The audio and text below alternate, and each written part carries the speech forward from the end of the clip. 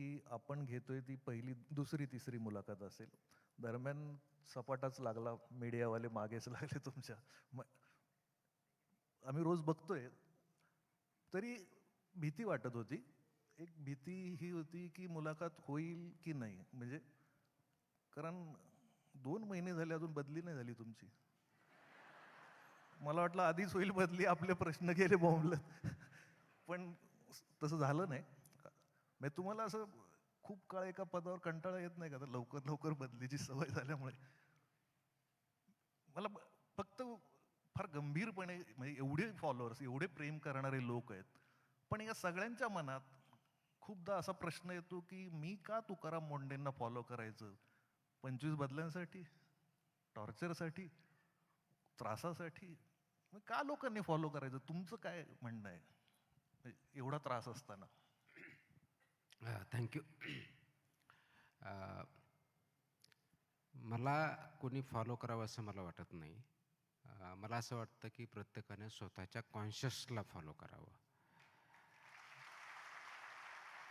कारण प्रत्येक व्यक्तीमध्ये एक इनबिल्ट, इनबॉर्न टॅलेंट असतं. ते फक्त ओळखायला यायला पाहिजे आणि ओळखून घेतल्यानंतर त्याच्यावरती काम करावं लागेल. माणूस ज्यावेळेस जन्माला येतो त्यावेळेस वस्तुतः तो चांगला किंवा वाईट नसतो, तो मुळात चांगलाच असतो. जी जडणघडण होते ती जडणघडण समाजाच्या माध्यमातून, आईवडिलांच्या माध्यमातून, शिक्षणाच्या माध्यमातून जे काही इंटरॅक्शन होतं त्याच्यातून होते. आणि म्हणून जे काही चांगले वाईट परिणाम होतात, तो जी आजूबाजूला चाललेलं वातावरण आहे त्याच्यातल्या कोणत्या गोष्टी अंगीकृत करतो आणि त्याच्यावरती तो कार्य करतो. त्याच्यामुळे कोणत्याही एका व्यक्तीनं, कुणीही, इवन माझ्या मुलांनी सुद्धा मला फॉलो करू नये. त्यांनी स्वतःच्या व्हिजनला, स्वतःच्या विचारावरती समाजामध्ये पॉझिटिव्ह, म्हणजे समाजामध्ये म्हणजे स्वतःमध्ये पॉझिटिव्ह बदल करून समाजामध्ये पॉझिटिव्ह करावं, ही अपेक्षा असते. आता तुम्ही म्हटला की माझ्या 25 बदल्या होतात किंवा एवढा त्रास होतो वगैरे वगैरे वगैरे. मला वाटतं बदल हा प्रोग्रेसचा अविभाज्य घटक आहे. आणि जर माझ्या जास्त बदल्या होत असतील तर आय थिंक माझ्यामध्ये जास्त चांगले बदल घडतात असं मला वाटतं.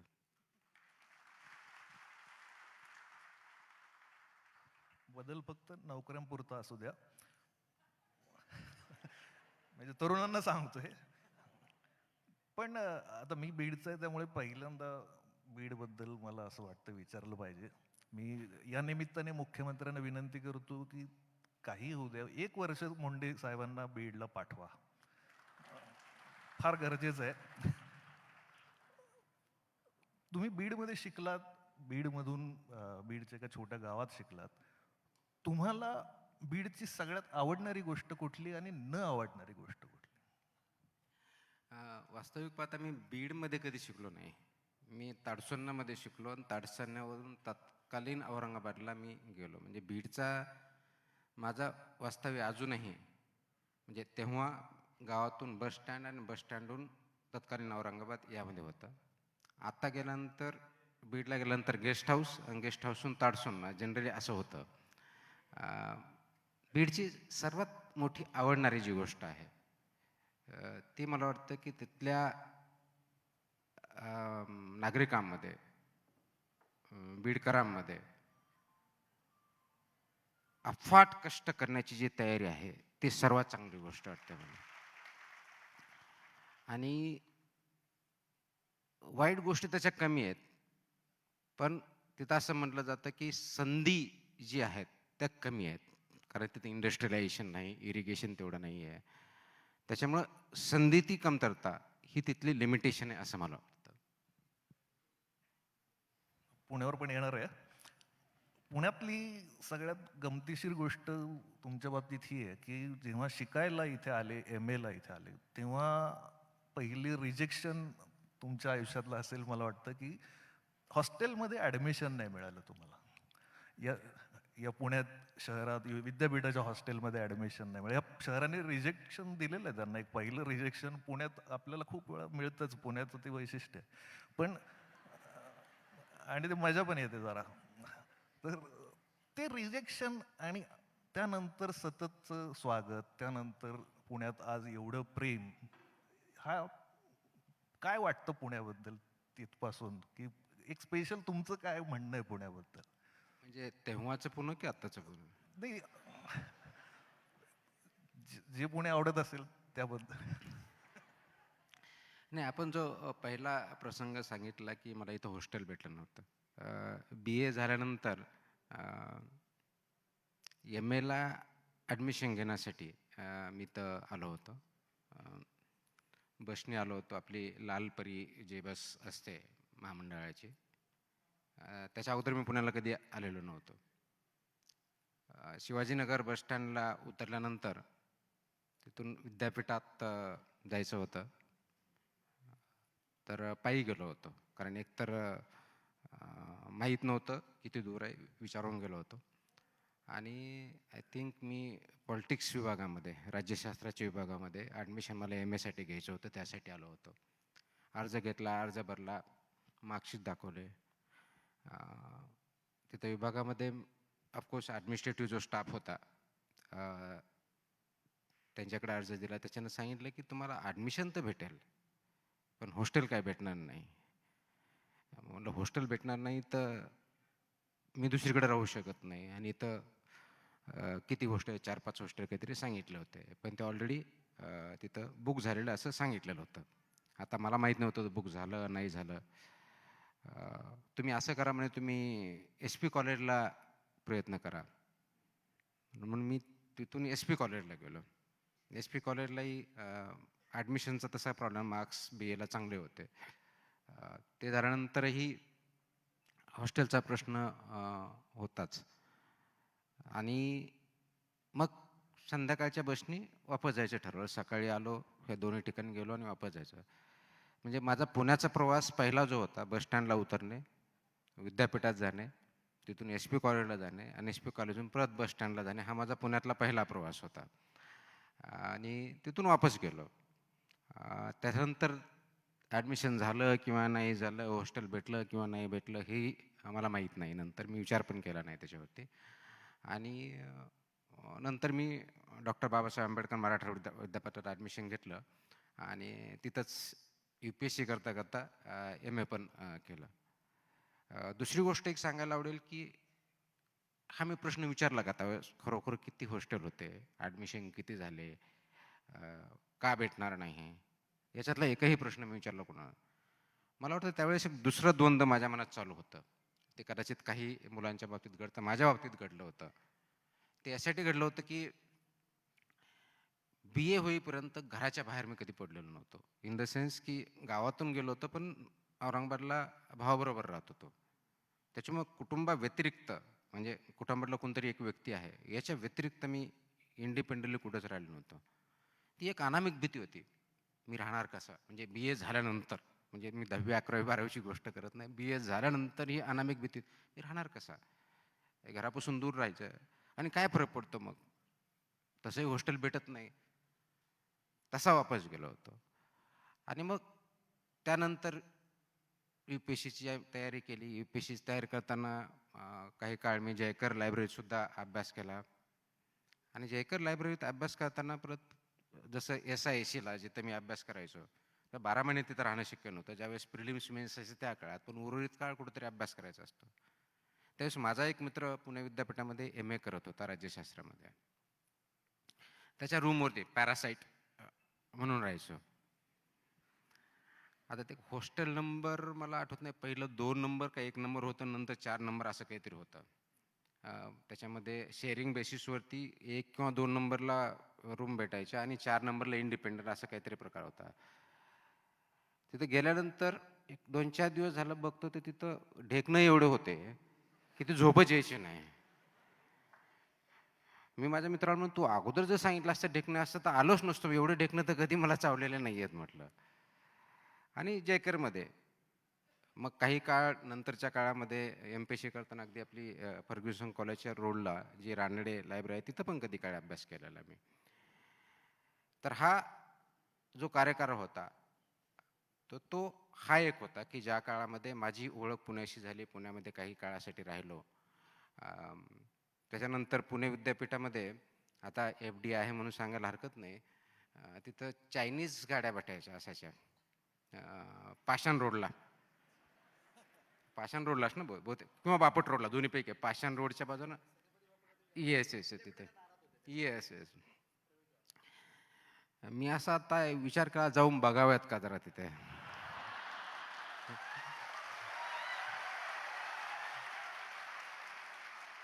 आणि कदाचित आश्चर्य वाटेल, माझं पहिलं चायनीज फूड मी तिथं खाल्लेलं आहे. म्हणजे चायनीज काय होतं तोपर्यंत काय माहीत नव्हतं.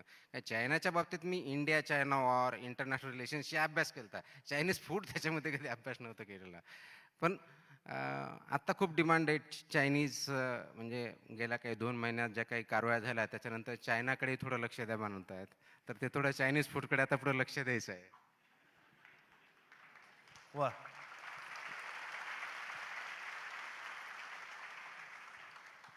पुण्याचा हा प्रॉब्लेम आहे. म्हणजे पुण्यात येताना लोकांना वाटतं की मी पुण्यात राहणार कसा, आणि एकदा राहायला लागल्यावर पुण्याशिवाय राहणार कसा. मग तो सोडतच नाही पुणे. पण आता तुम्ही चायनीजचा उल्लेख केला, संभाजीनगरला वडापाव किंवा फरसाण किंवा ऑमलेट, असं बऱ्याच गोष्टी खाल्ल्यात तुम्ही. म्हणजे आम्हाला उगीच गिल्ट वाटतो की आपण रस्त्यावर गाडीवर खातो, पण तुम्ही पण खाल्लंय. आवडतं स्ट्रीट फूड कुठलं आहे तुमचं? म्हणजे कुठली डिश आवडते तुम्हाला? म्हणजे आवडत असं म्हणता येणार ना, आवडत होतं असं म्हणू शकतो.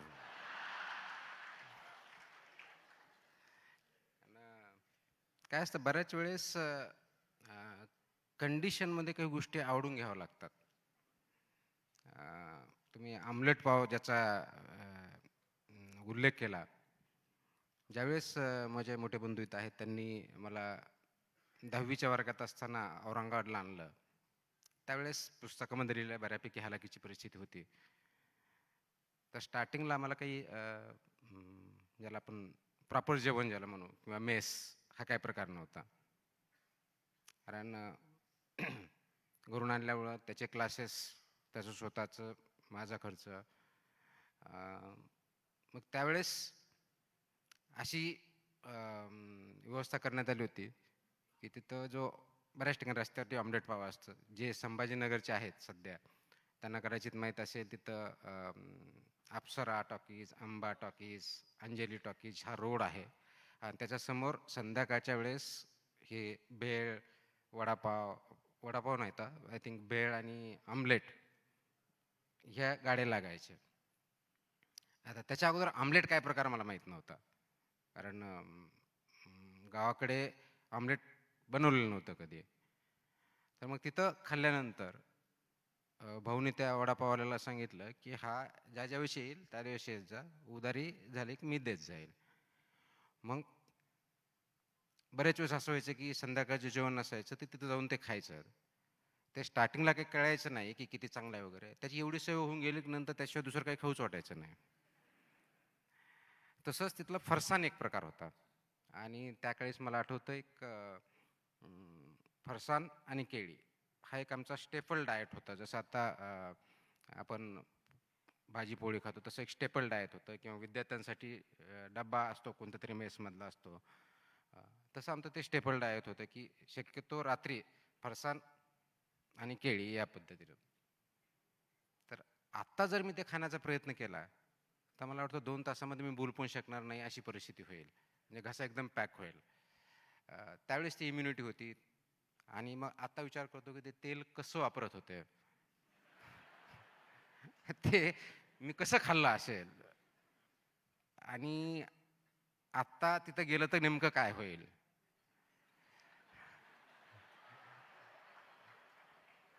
तर तो एक स्ट्रीट फूड त्यावेळेस आवडायचा. आता मला कोणतंही स्ट्रीट फूड आवडत नाही आणि विशेष करून गेल्या 2 महिन्यात तर बिलकुलच आवडत नाही. गाड्या आहेत, नका जाऊ तुम्ही तिथे. आमच्या आवडत्या गाड्या. पण कसं असतं की परिस्थिती असते, अडचणी असतात, तेव्हा तुम्ही म्हणाल तसं काही आवडून जातं. आम्हाला तर नगरसेवक आवडतात, आमदार खासदार आवडतात. डायव्हर्स परिस्थिती आहे. पण मला एक तुमची गोष्ट कळत नाही. मी आता तुमचं आपण पुण्यावर बोललो, बीडवर बोललो. हे दिल्लीला गेले होते कॉलेजला असताना. आणि कॉलेजला असताना पुस्तकं घ्यायला दिल्लीला गेले होते UPSCची. एका हॉटेलमध्ये थांबले छोट्या आणि 2 दिवसांचा मुक्काम होता. आदल्या दिवशी पुस्तक घेऊन जाताना तो वेटर आला हॉटेलमध्ये आणि साहेबांना प्रेमाने म्हटला, "साहेब बिअर आणू का?" आता एवढा प्रेमळ माणूस तुम्हाला भेटलाय, की "साहेब बिअर आणू का?" तर साहेबांनी हॉटेल सोडलं, त्याच रात्री परत आले. दिल्ली सोडून संभाजीनगरला आले. बिअर आणू का म्हणलं? म्हणजे का का असं? चांगुलपणाची काही किंमतच नाही. तो एक मोठा वेगळाच किस्सा आहे म्हणजे. अ, मला अचानक आता तुम्ही बोलला म्हणून तो आठवला. त्यावेळेस मी जसं सांगितलं की BA झाल्यानंतर UPSC करायचं ठरलं होतं आणि त्यासाठी UPSC करायची सिव्हिल सर्व्हिसेस म्हणजे जवाहर बुक स्टॉल हे फेमस आहे. एक तर ते पोस्टाने मागायचे किंवा तिथं जायचं आणि विकत घ्यायची. दिल्लीमधलं जवाहर बुक स्टॉल व्हेरी वेल नोन, म्हणजे तत्कालीन जे कोणी अभ्यास करतील, आता मला माहीत नाही आहे की नाही ते, पण त्यावेळेस होतं. कारण त्यावेळेस अशा नेट आणि ही काही परिस्थिती नव्हती. आणि भाऊनी सांगितलं की तू जा आणि पुस्तक घेऊन ये सगळे. म्हणजे मला विषय होते हिस्ट्री आणि पॉलिटिकल सायन्स, माझे विषय होते जनरल स्टडीजचं आणायचं होतं. भाऊचा सांगण्याचा उद्देश होता असा की तू 2-3 दिवस राहशील, तिथले काही क्लासेस वगैरे बसतील, तिथले काही इंटरॅक्शन करशील. म्हणून गेलो. तर ते करताना आय थिंक ही घटना आहे 96-97ची.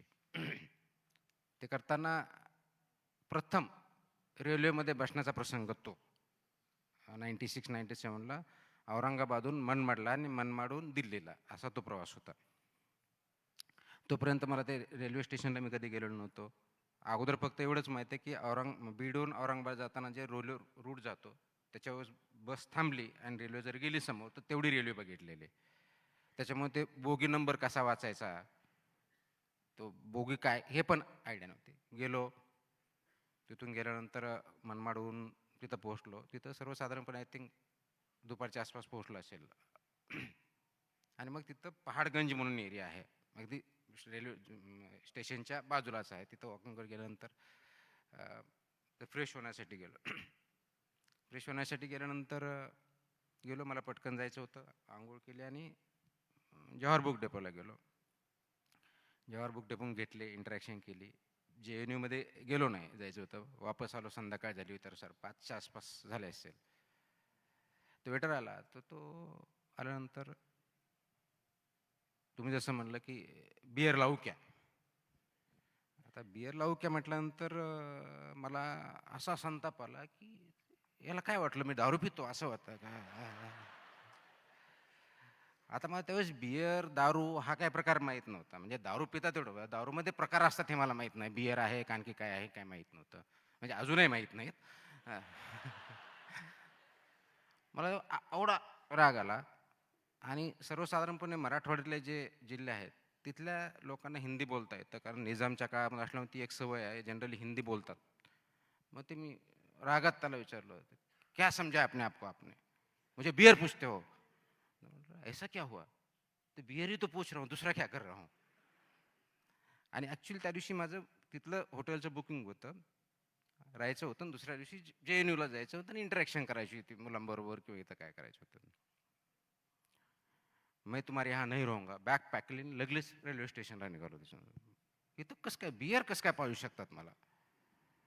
म्हणजे इकडं फक्त बियरचं कल्चर आहे आणि इथं आपण अभ्यास करायचा, मला नाही करायचं. जेवढे पुस्तकं आणले होते, बॅग घेतली, तिथून रेल्वे स्टेशन घातलं. माझं तिकीट नव्हतं. मला अजूनही आता KK एक्सप्रेस आहे, कर्नाटक एक्सप्रेस म्हणतात ती गाडी, ते रात्री 9 वाजायच्या आसपास काहीतरी असते.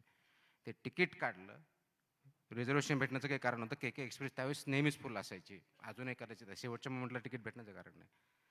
आणि मग तिकीट काढताना मिळेगा नाही म्हटलं, काय करायचं.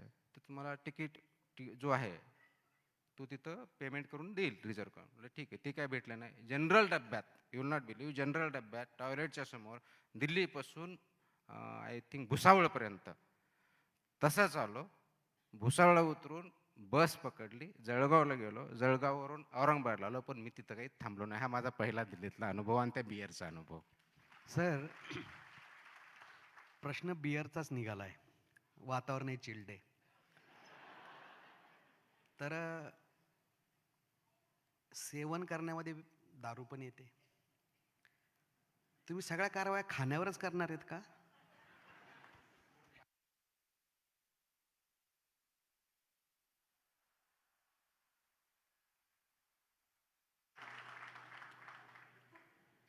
नाही, आत्तापर्यंत फक्त म्हणजे पुण्यात ते नको ते पिऊन 20-20 लोक मरतायत. अत्यंत गंभीर प्रश्न आहे, म्हणून खरा विचारला. नाही, हा गंभीर प्रश्न आहे. पहिला प्रश्न असा आहे की आपण जे सांगितलं की ड्रिंक्स म्हणजे अल्कोहोलिक आणि नॉन अल्कोहोलिक दोन्ही प्रकारचे ड्रिंक्स माझ्या अधिकारात आहेत. त्याचं क्वालिटी, त्याचं लेबलिंग, त्याचं मॅन्युफॅक्चरिंगचे जे काही प्रोसेसेस आहेत ते FDA अधिकारात आहेत. ते लाईनमध्ये आहे. कारण सध्या जरा जास्तच काम आहेत, पण ते प्लॅन केलेलं आहे. याच्याच अनुषंगाने सांगायला आवडेल की ज्यावेळेस मी हे काम सुरू केलं FDAमध्ये, त्यावेळेस आम्ही एक टोल फ्री नंबर दिलेला आहे आणि टोल फ्रीमध्ये कंप्लेंट ज्याला असतील ते करायचे. एक 10-8-10 दिवस झाल्यानंतर माझे कर्मचारी एक दिवस माझ्या ऑफिसमध्ये आले, कारण तो 24/7 टोल फ्री नंबर आहे. जे कंट्रोल रूममध्ये बसतात, रात्री अटेंड करतात, ते आले, म्हणलं सर भेटायचं आहे. म्हणलं बोला काय इश्यू आहे. तर ते म्हणे जरा रात्रीची ड्युटी मला सकाळी भेटेल का? म्हणलं काय झालं? नाही, रात्री थोडा त्रास होतो.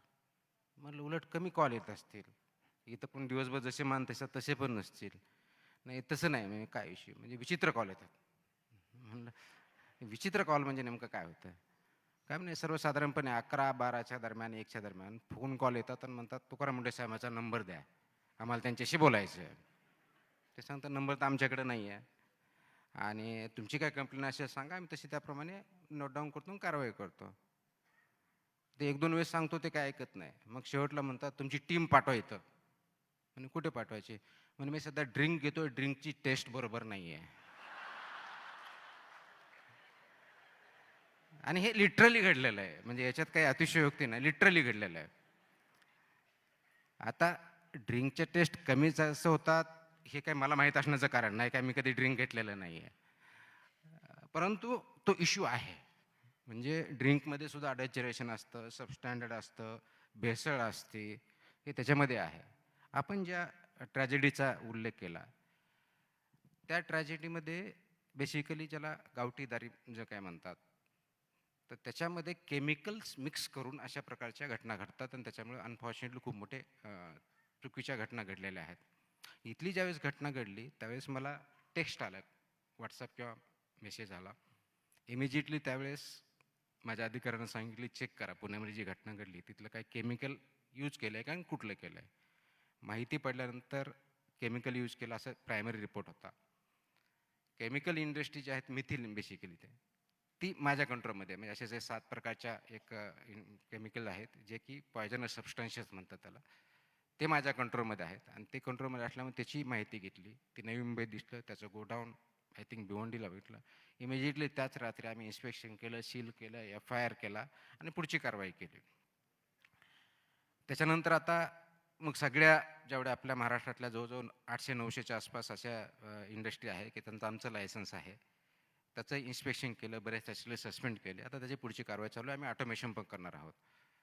मुळामध्ये चुकीच्या पद्धतीचं केमिकल वापरून आणि त्यांना तिकडे डायव्हर्ट करण्याचा अधिकार नाही की जे फक्त मेडिसिन्ससाठी किंवा कॉस्मेटिक्स किंवा इंडस्ट्रीमध्ये काही केमिकल लागतं त्यांना यूज करण्यासाठी त्या पॉयझनस सबस्टन्सेस ॲक्टखाली जे काही 7 आता आहेत त्यांना आपण परमिशन देत असतो. तर इथून पुढे ते ऑटोमेशन कसं होईल, म्हणजे तिथून जाणारा प्रत्येक इनव्हॉइस जो असेल तो ज्या ठिकाणी जातो त्याचा डेटा त्यांनी आजही मेंटेन रजिस्टरमध्ये करणं अपेक्षित आहे, पण इथून पुढे तो ऑटोमेशनच्या माध्यमातून आपल्याला कळेल. अशी व्यवस्था करूया जेणेकरून ते डायव्हर्ट होणार नाही, असा आमचा प्रयत्न त्याच्यामध्ये चालू आहे. आता आम्ही काय बातम्या वाचतोय, ओल्ड मंकवर पण कारवाई झाली आहे. आता इथून पुढे बऱ्याच ब्रँडवर आता लोकांची ही तक्रार राहणार नाही का ही घेतल्यानंतर चढत नाही. कारण असे अनेकदा तक्रारी येताना दिसतातच. तर ओव्हरऑल उद्या असं नाही होणार ना का तुम्ही एक्साईजच्या याच्यात पाय घालतायत आपलं? नाही, एक्साईज डिपार्टमेंटमध्ये त्यांचा रोल टॅक्सच्या बाबतीत आणि त्यांच्या लायसन्सच्या बाबतीतचा आहे. माझा रोल त्याच्या क्वालिटीच्या बाबतीत, इन्ग्रेडियंटच्या बाबतीत, ब्रँडिंगच्या बाबतीत आणि मार्केटच्या बाबतीतला आहे. तर क्वालिटीबद्दलच बोलत होतो सर. Yes, yes. त्याच्यामुळे क्वालिटी जे प्रोडक्शन असेल, जे सेल असेल, तर त्याच्यावरती काम करण्याची गरज आहे. ते आम्ही त्याचा अभ्यास पण केलेला आहे. त्याचे रेग्युलेशन्स आहेत, ते इम्प्लिमेंट करायचे आहेत. आजच्या डेटला, कारण अजूनही खूप मोठ्या प्रमाणावरती फूड सेक्टरवरती, आपल्या वेगळ्या सेक्टरवरती, जसं आपण प्रोहिबिशनवरती काम केलं, हॉटेल्सवरती काम चालू आहे, दुधावरची चालू आहे, पनीरवरती चालू आहे, ऑइलवरती इन लाईनअप आहे, एडिबल ऑइल ज्याला मग ते सगळे आहेत. तर ह्या फूड सेक्टर एवढा मोठा व्हास्ट विषय आहे की आपण जेवढ्या गोष्टी खातो त्याची क्वालिटी म्हणण्यापेक्षाही स्टँडर्ड आणि त्याची सेफ्टी हा FDA चा ओव्हरऑल रोल आहे. त्याच्यामुळे फूड सेफ्टी आणि फूड स्टँडर्ड्स हा अत्यंत जिव्हाळ्याचा विषय सर्वांचा असतो. अनफॉर्च्युनेटली आपल्याकडं काय झालेलं आहे की आपण बाहेर खायला जाताना मला टेस्टी खायचं आहे, मला स्पायसी खायचं आहे, मला असं खायचं आहे, ऑइली खायचं आहे, ही आपल्याला एक फूड हॅबिट झालेली आहे. आणि I think we need to relook into it. आपल्याला ते रिलुक करणं गरजेचं आहे. म्हणून प्रथमतः जे कन्झम्पशन खूप कॉमन मॅच सर्वजण करतात तो एरिया आम्ही चूज केला प्रायोरिटीवरती. मग ते दूध असेल, हॉटेल्स असतील, किंवा आता ऑइलच्या बाबतीतलं असेल. परंतु सगळे जे फूडचे प्रकार आहेत आणि सगळे जे बेव्हरेजेस म्हणजे अल्कोहोलिक आणि नॉन अल्कोहोलिक हे आहेत, हे सुद्धा आपल्याला कारवाई करायची आहे. प्रश्न असा आहे की आपण, कारण क्वालिटी ही खूप सब्जेक्टिव्ह टर्म आहे, पण स्टँडर्ड्स आणि सेफ्टी ही ऑब्जेक्टिव्ह टर्म आहे.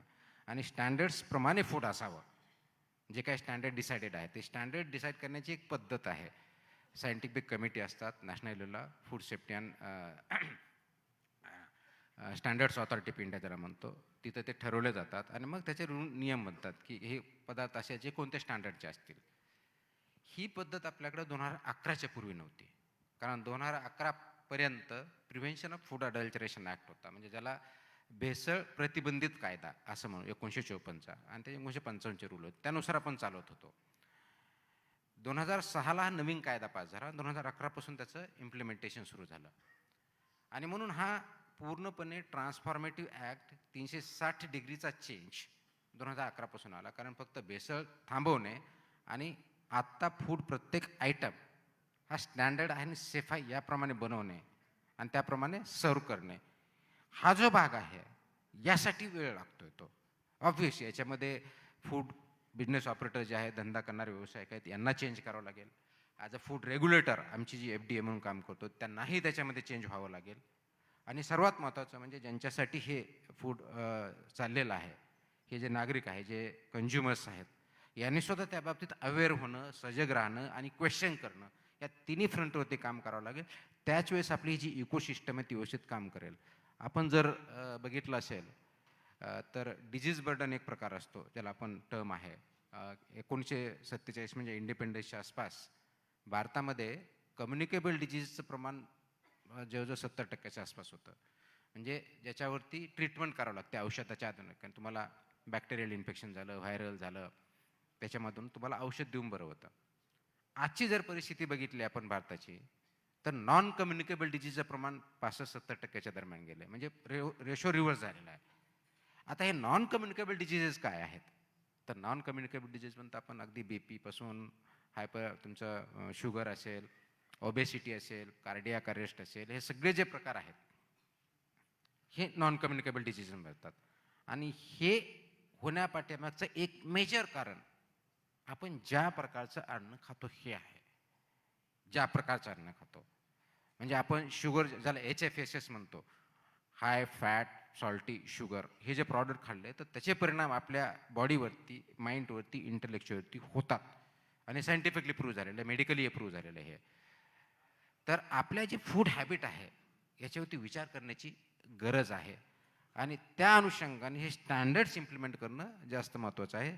म्हणून आम्ही जो रोल करतोय सध्या FDA म्हणून, जे स्टँडर्ड्स आणि सेफ्टी मेजर्स आहेत कायद्याने दिलेलं, ते FBO म्हणजे फूड बिझनेस ऑपरेटर्स यांनी पाळावेत. आणि ते इम्प्लिमेंट होतंय की नाही हे आम्ही बघावं. हा दोघांचा भाग झाला. आणि नागरिकांनी याच्याबद्दल क्वेश्चन करायला शिकावं. आपण जे खातोय ते वाचावं, एक्झॅक्टली आपण काय खातोय.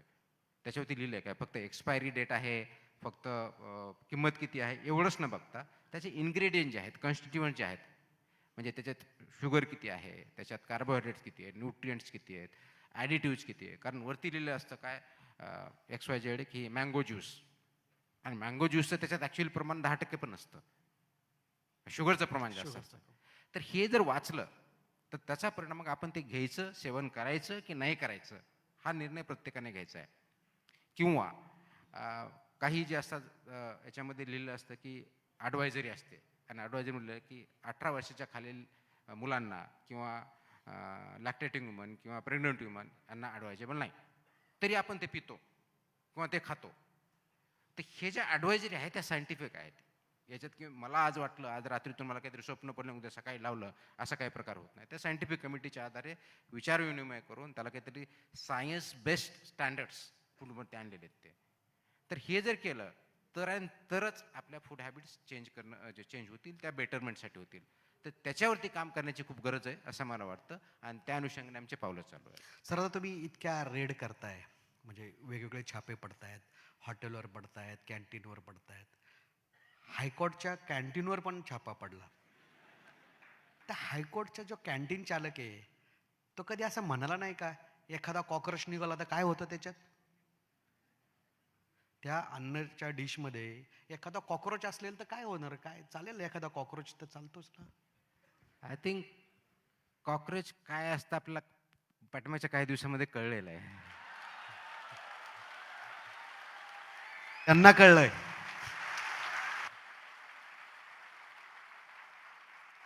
कारण कॉक्रोच असा आहे, त्याला कुठेही फेका तिथून तो जन्म घेतो लगेच. तर ती जी जोक्स अपार्ट, पण ती जी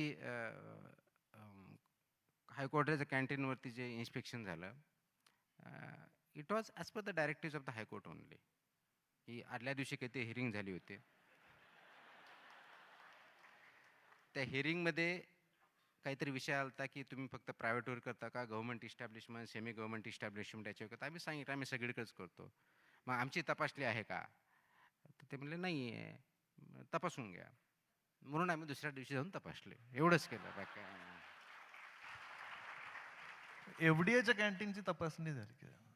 एफडीएच्या कॅन्टीनची तपासणी हा,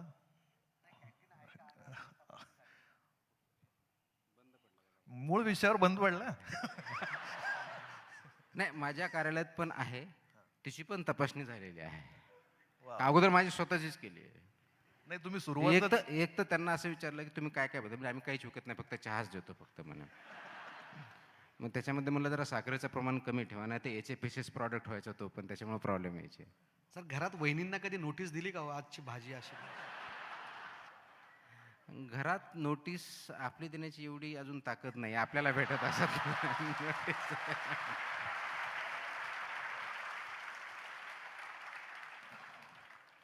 शेवटी पुरुष बरं वाटतं, पण आपल्याला आपलं वेगळं नाही. हा इथे इंटरव्ह्यू आपण का घ्यायचा, तर मनातल्या मनात मी स्वतःला सांगितलं होतं की त्या निमित्ताने काही संगत गुण लागला, प्रामाणिकपणाचा, चांगुलपणाचा. आणि खूप बरं वाटतं की तुम्ही खूप मोकळी उत्तर देताय. गंभीर प्रश्न आहे की एक तर तुमच्यासारख्या अधिकाऱ्यामुळे ही MPSCची क्रेज UPSCची वाढली आहे खूप. भरमसाठ पोरं ते करायला लागलेत, पण तो एक मोठा धोका असतो. म्हणजे सरांच्या बाबतीत सर मेन्सला 2दा ती क्रॅक करता आली नाही त्यांना, पहिले 2 प्रयत्नात. BA ला राज्यशास्त्रात टॉपर असून MA ला B+ हुकलं होतं मला वाटतं. तुम्ही बराच माझ्यावरती अभ्यास करायला दिसतोय. हे आपल्याला सांगितलं पाहिजे ना एकमेकांना. म्हणजे आपल्या जरा मॉरल.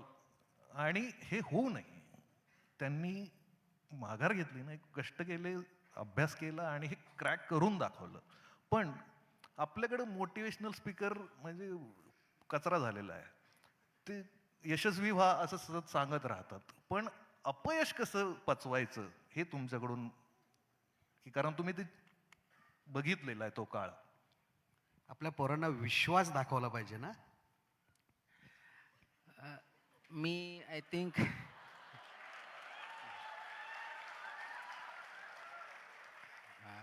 थिंक गेल्या आठवड्याभरामध्येच अमरावती या कार्यक्रमात गेलो होतो आणि तिथं बोलता बोलता मी हे बोललो होतो की फक्त यशाकडे बघू नका. यश प्राप्त झाल्याच्या त्याच्या पाठीमागे जे अपयश आहे लपलेलं त्याच्याकडेही बघा. त्याच्याकडे बघण्याची गरज असते. ते यासाठी असते कारण यश कुणाला पहिल्या अटेम्प्टमध्ये किंवा पहिल्या वेळेस किंवा सहज भेटत असेल, त्याच्या प्रयत्नामुळे असेल, इंटेलिजन्समुळे असेल, अनेक कारणं असतात त्याला यश भेटण्याला किंवा अपयश येण्याला सुद्धा अनेक कारणं असतात. तर जो यशस्वी होतो त्याच्या पाठीमागं अपयश किंवा त्याच्या पाठीमागचे प्रयत्न हे जर बघितलं तर आपल्याला कळेल की प्रत्येक जणाला कुठं ना कुठं स्ट्रगल करावं लागलेलं आहे. आता अगदी केक वॉक कुणाला म्हणजे खूप रेअरली होतं की केक वॉक भेटत नाही. माझ्या बाबतीत झालं. मी जसं सांगितलं की बी ए झाल्यानंतर मी UPSC कारण बी ए 96ला झालं, 97, 98, 97ला अटेम्प्ट दिला, 98ला दिला, 99ला दिला. 99च्या परीक्षेमध्ये इंटरव्ह्यूपर्यंत गेलो पण फायनल सिलेक्शन नाही झालं. हा इतिहास. त्याच्या पाठीमागं ज्यावेळेस मी MA केलं स्टार्टिंगला डॉक्टर बाबासाहेब आंबेडकर मराठवाडा विद्यापीठातून आणि प्रिलिम्स आमची मेमध्ये असायची, UPSCची प्रिलिम्स आणि MAची परीक्षाही एप्रिल-मेमध्येच असायची. पण मी द्यायचो होते. प्रिलिम्स जर सर्वसाधारणपणे 15 मे, 21 मे, 30 मे ह्या शक्यतो सेकंड हाफ ऑफ मेमध्ये असायची आणि MAची परीक्षा सर्वसाधारणपणे एप्रिलचा शेवटचा पार्ट आणि मेचा पहिला पार्ट याच्यामध्ये असायची. मी ते द्यायचो. MA सेकंड इयर 98ला झालं आणि जूनमध्ये रिझल्ट आला आणि त्याच्यात काहीतरी 52 का 53 का 54% असे मार्क पडले आणि आय वॉज शॉक्ड. कसं काय शक्य आहे की आपण एवढं चांगला अभ्यास केलेला आहे. BAला मी टॉपर होतो विद्यापीठामध्ये, हायेस्ट मार्क भेटले म्हणून. आणि मग बघितलं तर माझे एक लेक्चर होते तिथे, मग तुम्ही रिव्ह्यू मार्क्स रिव्हेरिफिकेशन पेपर रिव्हेरिफिकेशन टाका. म्हणलं एक वेळेस व्हेरीफाय करून त्याच्यात असे कमी पडलेत, रिव्हेरिफिकेशन होणार काय त्याच्यामध्ये? तर ते टाक, मी सांगतोय म्हणून टाक. म्हणून तो अर्ज भरून दिला आणि ऑफकोर्स माझी UPSCची तयारी चालू होती, मी ती करत बसलो. आणि ते काहीतरी 2-4 महिन्याने त्याचा रिझल्ट आला, काहीतरी ते 54 का 53%चे 56 का 57% झाले. म्हणजे तो B+ तिथं झाला असा. आता त्यावेळेस तो का झाला? तर माझा थोडा फोकस नव्हता, पण तेवढे मार्क कमी पडायला असं मला वाटलं. आता योग्य अयोग्य हा पुढचा भाग. आणि त्याच काळामध्ये UPSC 97ला ज्यावेळेस मी प्रिलिम झालो त्यावेळेस मेन्स दिली होती. मेन्स मी झालो नाही. त्यावेळेस 865 मार्क माझ्या पहिल्या अटेम्प्टला मेन्सला होते मला. आत्ता ते 865ला डेफिनेटली इंटरव्ह्यूला कॉल येतो. कारण त्यावेळेस जागा कमी होत्या, भयंकर जागा कमी होत्या. टोटल 250-300, IASच्या काहीतरी 20-25 अशा जागा होत्या. परत 98चा अटेम्प्ट दिला, त्याला काहीतरी 970च्या आसपास मेन्सला मार्क्स आले. म्हणजे प्रत्येक विषयात वाढत गेले, पण जेवढं पाहिजे होतं त्याप्रमाणे काही झालेलं नाही. 99ला परत अटेम्प्ट दिला आणि इंटरव्ह्यूचा कॉल आला. मेन्स पास झालो.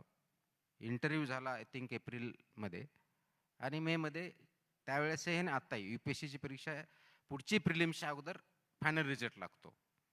म्हणजे अगोदरच्या वर्षी 2004ची परीक्षा मी दिली आहे, तर 2005ची ज्यावेळेस प्रिलिम्स होते तर त्याच्या अगोदर फायनल रिझल्ट लागत असतो. आणि जनरल त्याच्यामध्ये 8, 10, 15 दिवसाचाच गॅप असतो. म्हणजे फायनल रिझल्ट लागणे आणि तुमचा प्रिलिम्स असणे. फायनल रिझल्ट आला, माझं काही सिलेक्शन झालं नाही आणि सिलेक्शन नाही झालं तर मग आय वॉज डाऊन. आता तिसरा अटेम्प्ट गेला आहे, इंटरव्ह्यूपर्यंत गेलो आहे, इंटरव्ह्यूपर्यंतच गेल्यानंतरही आपलं सिलेक्शन झालं नाही आहे. आणि त्या मोमेंटला म्हणजे ज्यावेळेस रिझल्ट लागला होता त्या मोमेंटला हे माहीत नव्हते की मार्क कुठं कमी पडलेत, इंटरव्ह्यूला कमी पडलेत का मेन्समध्ये पडलेत, कारण इंटरव्ह्यू आणि मेन्स हे म्हणून सिलेक्शन होतं. आणि त्यावेळेस म्हटलं मग ठीक आहे, आपण यावेळेस अटेम्प्ट नको द्यायला, काय झालं त्याचं अनालिसिस करू, मार्क्स येऊ देऊ आणि मग पुढच्या वेळेसचा त्याचा विचार करू, तोपर्यंत MPSCचा एखादा अटेम्प्ट देऊन बघू. म्हणून 2000चा MPSCचा अर्ज भरला. आता तो चूक होता की बरोबर, माझ्या बंधूने विचारलं, त्यांचं अजूनही म्हणे की तो चूक डिसिजन आहे. कदाचित त्या दृष्टीने तो योग्यही असेल. त्यांनी मला कधी MPSC करा असं काही सांगितलंच नव्हतं. That was my decision. आणि मग ते MPSCचं एक अटेम्प्ट प्रिलिम झाले त्यावेळेस. त्याचा रिझल्ट दुसऱ्या वर्षी म्हणजे 2001ला आला. मेन्स आय थिंक 2001च्या एंडला झाली. मग 2001ला झाल्यानंतर त्याचा रिझल्ट 2002चा काहीतरी जून जुलै कधी आला, म्हणजे 1 वर्षाने त्याचा पदरी. हा घोळ तेव्हापासून आहे. हां? नाही, त्याच्या अगोदरपासूनही असेल, मला माहीत नाही आहे. मग 2002चा तो रिझल्ट आला, त्याचे इंटरव्ह्यू काहीतरी झाले. त्या काहीतरी मला आठवत नाही, ऑक्टोबर, नोव्हेंबर 2002च्या आसपास झाले असतील. आणि त्याचा फायनल रिझल्ट 2003ला, जून 2003मध्ये आला. आणि तो एवढा चांगला होता, की मी क्लास 2 झालो. म्हणजे अकाउंट्स अँड फायनान्स क्लास 2, म्हणजे ज्याला अकाउंट्स ऑफिसर किंवा असिस्टंट डायरेक्टर आता म्हणतात त्याच्यामध्ये, ते पद, जे ट्रेझरी ऑफिसर म्हणून किंवा याच्यामध्ये काम करतात. हे 2003ची गोष्ट. मग ह्या 3 वर्षात केलं काय मी, 4 वर्षात काय केलं? तर मग मी प्रिलिम्स दिली, मेन्सचा रिझल्ट द्यायचा आहे. म्हणून त्या काळात तो पण मी नेट पण झालो होतो. JRF मला भेटली होती. मग मी PhD चालू केली पुणे विद्यापीठामध्ये. आणि माझी पुणे विद्यापीठामध्ये पॉलिटिक्स डिपार्टमेंटला न्यूक्लिअर पॉलिसी ऑफ इंडिया याच्यावरती PhDचा थेसिस चालू होता. म्हणजे एका बाजूला ही MPSCची प्रिलिम्स दिली, दुसऱ्या बाजूला रजिस्ट्रेशन केलं. JRF होतं, ₹8,000 महिना चालू झाला त्याच्यामुळे मला त्या काळात JRFच्या माध्यमातून. तो एक चांगला होता. म्हणजे ते एक असतं ना, की मी घरी पैसे मागणार नाही, स्वतःच्या पायावर पाहिजे. मग तो तिथं 8,000 भेटल्यानंतर तो एक वेगळा पद्धतीने म्हणलं, ठीक आहे, आता ॲटलिस्ट घरी जाण्याची गरज नाही. आणि भावानी MPSC द्यायचं नाही सांगितलं, मी दिलं. तर त्यांनी आणि माझ्याशी बोलणं बंद केलं होतं, की मी बोलणारच नाही. आणि ते बोलणं, मग ते झाल्यानंतर PhD सुरू झाली, मेन्स झाला, MPSC, तरी पण पुढं काही नाही, त्याची गॅरंटी नव्हती. मग लेक्चरशिपची ॲडव्हर्टाईज आली, जळगावला एक कॉलेज आहे. त्या लेक्चरशिपच्या अप्लाय करू, अप्लाय केलं, सिलेक्शन झालं, परमनंट जॉब होता. म्हणलं चला, जोपर्यंत रिझल्ट लागणार तोपर्यंत करू, पुढचं पुढे बघू काय करायचं ते. जळगावला 1 महिना केला, पण असं सेटल होत नव्हतं कशाही परिस्थितीत. आपण जळगावला येऊन करणार काय? आता कोइन्सिडन्स म्हणा किंवा काय म्हणा, मी जे UPSCला 3रा अटेम्प्ट दिला होता आणि इंटरव्ह्यू झाला होता, पण फायनल झालं नव्हतं. त्याच काळात माझा दुसरा मित्र उन्मेष वाघ म्हणून, जे आता कमिशनर आहेत, अगोदर JNPAचे चेअरमन होते, आता तिथं कस्टम्समध्ये कमिशनर आहेत. त्याचं ऑलरेडी सिलेक्शन होतो, कस्टम्समध्ये सिलेक्ट झाला, इंडियन कस्टम्स अँड एक्साईज सर्व्हिसमध्ये. आणि तो तिथं जळगावला असिस्टंट कमिशनर म्हणून काम करत होता. त्याचं जसं नुकतंच लग्न झालेलं होतं.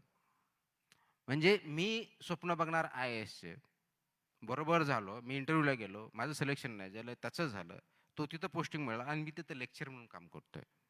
आणि दररोज संध्याकाळी आम्ही भेटायचोच. मला खूप चलबल होती, नेमकं काय करतोय आपण. तितक्यात परत गव्हर्नमेंट कॉलेजची एक ॲड आली. गव्हर्नमेंट कॉलेज आपलं आर्ट्स सायन्स, म्हणजे तिथे डायरेक्टर ऑफ एज्युकेशन मार्फत ॲड येते. आणि ती फर्स्ट बॅच अशी होती की क्लॉक आवर बेसिस होती लेक्चरशिप. CHB जे करत असेल त्यांना माहीत आहे, CHB होती, क्लॉक आवर बेसिस होती, म्हणजे तासाच्या पाठीमागं पैसे अशाप्रमाणे. ॲड आली, ॲप्लिकेशन केलं, सिलेक्शन झालं. आणि इस्माईल युसूफ गव्हर्नमेंट कॉलेज मुंबईला आहे, जसं एल्फिन्स्टन कॉलेज आहे, गव्हर्नमेंट कॉलेज औरंगाबादला आहे, तसं त्या कॉलेज, जुन्या एका कॉलेजपैकी ते एक आहे. आणि तिथं माझी निवडणूक झाली. आता मला प्रश्न पडला की हा परमनंट जॉब स्केलवरला, म्हणजे जवळजवळ तिथं पगार त्यावेळेस 20,000 रुपये असेल, 8,000च्या स्केलमध्ये होता. आणि इकडं 8,000 क्लॉक आवर बेसिस टोटल भेटायचे. तर हा जो आहे, तर त्यावेळेस विचार केला, नेमकं ते कंटिन्यू करायचा की सोडायचा. आणि मग विचार केल्यानंतर आपलं हे तर काही ध्येय नाही, म्हणून तो परमनंट जॉब सोडून दिला. इस्माईल युसूफ कॉलेजला जॉईन झालो. आजही मी सांगतो, तिथला 1 महिन्याचा पगार अजूनही भेटलेला नाही मला. त्याचं कारण आहे की त्याची मान्यता डायरेक्टरची वगैरे याच्या अगोदरच मी निघून गेलो, त्याच्यामुळे ते पगार भेटण्याचं काही कारण नव्हतं. आणि मग तिथं 1 वर्ष लेक्चर केली 2002-03 मध्ये. 3 मध्ये जूनमध्ये हा निकाल आला MPSCचा, ज्याच्यामध्ये क्लास 2 झालो. मग त्यावेळेस पुन्हा प्रश्न होता की आता हा निकाल तर आलाय, क्लास 2 आलाय, आता लेक्चरशिप चालू ठेवायची का नाही ठेवायची, जरी क्लॉक आवर म्हणजे ती येईपर्यंत. मग कारण JRF भेटत नव्हती, कारण इकडे नोकरी केली की JRF भेटणार, JRF फर्गो करून टाकली मी. मग इथली लेक्चरशिप सोडली, म्हणजे ते JRF 8,000ची होती, लेक्चरशिपही 8,000 भेटत होते. मग आता हे दोन्ही सोडलं तर पैसे कुठे. पण मग विचार केला, हे लेक्चरशिप जर केली तर माझा जो ओरिजिनल ध्येय आहे की मला IAS बनायचं आहे, UPSCचा परत अटेम्प्ट द्यायचा आहे, ते मी साकार करू शकेल का याच्यावरती विचार केला. जून 2003ला निर्णय घेतला, रेजिग्नेशन केलं आणि परत सिव्हिल सर्व्हिसेसच्या तयारीला लागलो. तो हा जो प्रवास आहे हा अत्यंत खडतर प्रवास होता, डिसिजन होता. मग 2003ला जूनपासून तयारी केली. 4चा अटेम्प्ट म्हणजे नोव्हेंबरच्या आसपास ॲडव्हर्टाईज फॉर्म भरला, परीक्षा दिली, प्रिलिम पास, मेन्स पास. आणि हे जो 2003चा जूनमध्ये निकाल लागला होता, त्याची जॉईनिंग डिसेंबर 2004ला आली. म्हणजे क्रोनॉलॉजी बघा, 2000ची ॲड, 2000ची परीक्षा प्रिलिम्स, 2001ची मेन्स, 2003चा interview result, joining December 2004, 15 December 2004. चांगली आठवते मला डेट जे मी जॉईन केलेलं. जॉईन केलं, त्याचे ट्रेनिंग चेंबूरला होतं मुंबईमध्ये. आणि मग माझ्या इकडे मेन्स झालेली होती. 4चा प्रिलिम पास झालो, मेन्स दिली, ऑक्टोबर नोव्हेंबरला असते, ती झाले की हे जॉईनिंग आले, हे जॉईन केलं. जॉईन केल्यानंतर त्यावेळेस माझी इंटरव्ह्यूची, कारण मला माहीत होतं मी मेन्सचा पास होणार आहे, इंटरव्ह्यूची तयारी चालू केली.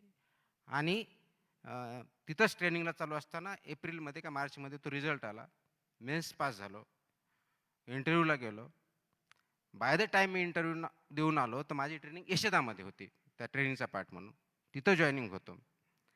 आता माहीत नाही, काही गोष्टी कोइन्सिडेंटली किती चांगल्या घडतात बघा. मी जॉईन आलो आणि आमची त्यावेळेस डिरेक्टर जनरल ऑफिसला होते Ratnakar Gaikwad, one of the finest officers. DG होते कडक. त्यांच्या काळात यशदाचं खूप वरच्या लेवलला ही ट्रेनिंग इन्स्टिट्यूट गेली, आजही ती नॅशनल लेवलला मान्यता भेटते त्याला. आणि त्यांनी ट्रेनिंग मॉड्यूलमध्ये पहिलं मॉड्यूल असं ठेवलं होतं, विपाशना कंपल्सरी. म्हणजे आम्हालाही तिथं यशदामध्ये विपाशना हे 7 दिवसाचं असतं, ते 7 दिवसाचं कंपल्सरी होतं. आणि एक्झॅक्टली तो माझ्या रिझल्टचा काळ होता. मी वाट बघत होतो UPSC रिझल्टही.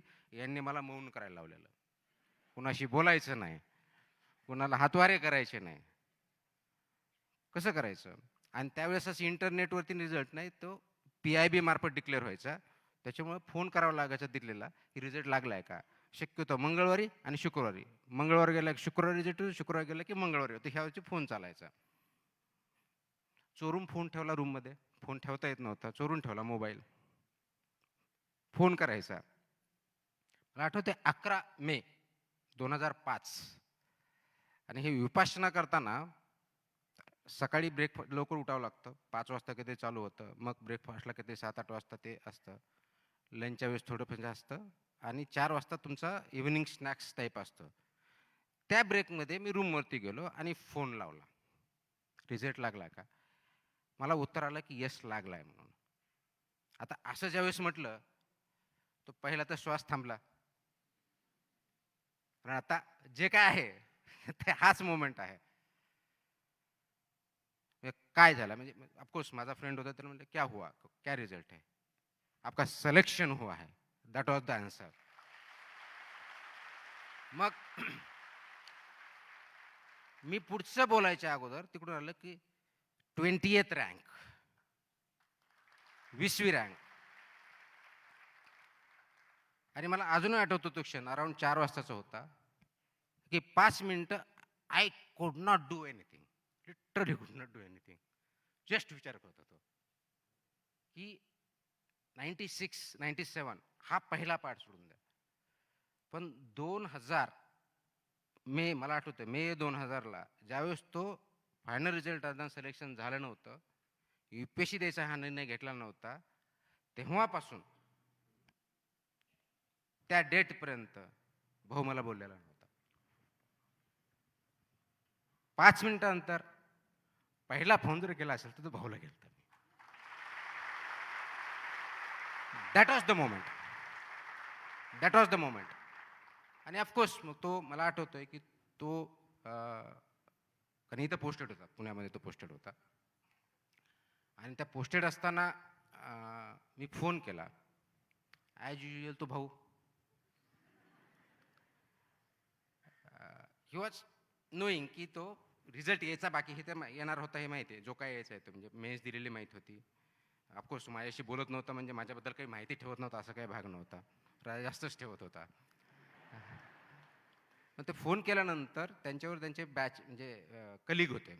आय स्टील रिमेंबर त्यांच्याबरोबर त्यांचे तेलंग म्हणून कलिग होते. आता ते IAS म्हणून प्रमोशन होऊन आता माहिती आयुक्त या पदावरती कार्यरत आहेत. मी म्हटलं आय एम सिलेक्टेड, रँक किती आहे? म्हणजे कॉंग्रॅच्युलेशन वगैरे काही नाही, रँक किती आहे? म्हटलं 20th. 20 or 28? म्हटलं 20. And then I think that was the moment. तर हे तुम्हाला आज जे दिसतंय ना, हे जे काय मी चांगला वाईट जो काय असेल, प्रत्येकाचे मत मतांतर असू शकतात. मी द बेस्ट किंवा आयडियल आहे असं बिलकुल म्हणणं नाही माझं, बिलकुल नाही आहे. पण याच्या पाठीमागे ही पण एक गाथा आहे, ही पण एक स्टोरी आहे आणि रिअल स्टोरी आहे. ही समजून घ्या. हे फक्त माझ्यासाठी नाही आहे आणि इन्स्पिरेशन म्हणूनही नाही आहे.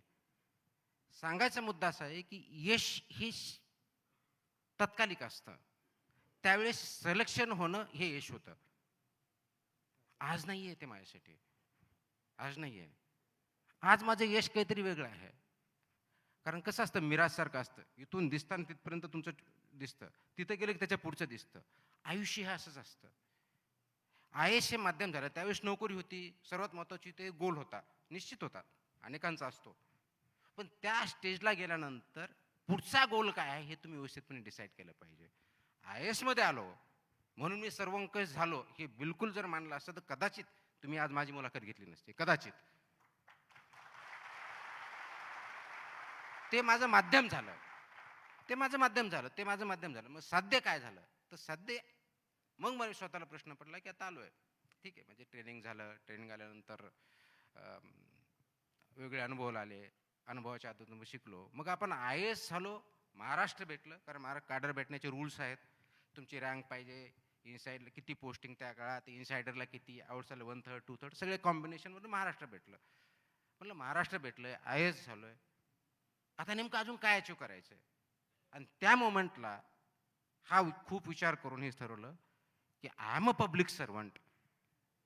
तर मला ही पब्लिक सर्वंटची खरोखर परीक्षा पास व्हायचं आहे हे ठरवलं आणि त्या मार्गावर चालण्याचा आजचा प्रयत्न आहे माझा. सर, निकालाचा निकालाचा दुसरा दिवस हा आमच्याशी पण संबंधित आहे. आमच्याशी म्हणजे माध्यमांशी संबंधित आहे. मी कुठंतरी वाचलं की सर त्या दिवशी यशदामध्ये होते ज्या दिवशी त्यांचा निकाल लागला. पण त्या दिवशी माध्यमांनाही पण आणि बहुतांश समाजातल्या मोठ्या घटकालाही पण तुकाराम मुंडे हे नावच माहीत नव्हतं. आणि दुसऱ्या दिवशी पेपरामध्ये यांचा फोटो छापून आला नाही. ही फॅक्ट आहे. तुम्ही जर त्या दिवशीचा म्हणजे 11 मे आणि आता थांबत नाही त्याचं काय. 12 मे 2005चा सकाळ बघा. आय स्टील रिमेंबर 12 मे 2005चा सकाळ बघा. तिथं 4 फोटो आहेत, म्हणजे 3 फोटो आहेत, चौथा फोटो रिकामा आहे. तो माझ्या फोटोचा आहे, माझा फोटो नव्हता त्याच्याकडे, माझा काय कॉन्टॅक्ट नव्हता कोणाशी. म्हणजे माझे बॅचमेट जे आहेत, कारण ती अशी बॅच होती की पहिल्या 20 मध्ये महाराष्ट्रातून 4 मुलं होतो आम्ही. ती बॅचमेट होते की महाराष्ट्रातून जनरली असं होत नाही, काही वेळ झालेलं आहे. पण त्याच्या अगोदर असं कधीही झालेलं नव्हतं की एका बॅचमधून पहिल्या टॉप 20 मध्ये, कारण जनरली टॉप 20 तिथं UPSCला मानलं जातं सिव्हिल सर्व्हिसेसला, की 4 मुलं होतील. विशाल सोळंकी, श्रावण हर्डीकर, अमित तेलंग आणि मी. आम्ही असे 4 जण होतो. तिघांचे फोटो होते, माझा त्याच्यावरती नव्हता. नाव होतं, फोटो रिकामा ठेवला सकाळनी आणि त्याच्याखाली तुकाराम मुंडे हे नाव लिहिलेलं आहे. ना माहित असेल की नंतर आता रोजच फोटो येणार आहे. हे रोजच दिसणार आहेत. पण म्हणजे आपण जसं बदलीचं ऐकून होतो, आता त्यांनी जो प्रवास सांगितला, ही नोकरी गेली, ही नोकरी गेली, मग इकडे गेलो. मी स्वतःलाच बदलीची आवड असल्यासारखं वाटतंय. की इथून तिथे, तिथून इथे. पण या बदलीच्या भोवती एक आणखी मस्त गोष्ट आहे. म्हणजे मला एक मित्र म्हणला, बदल्या होतात, पण माणूस पण तसाच आहे.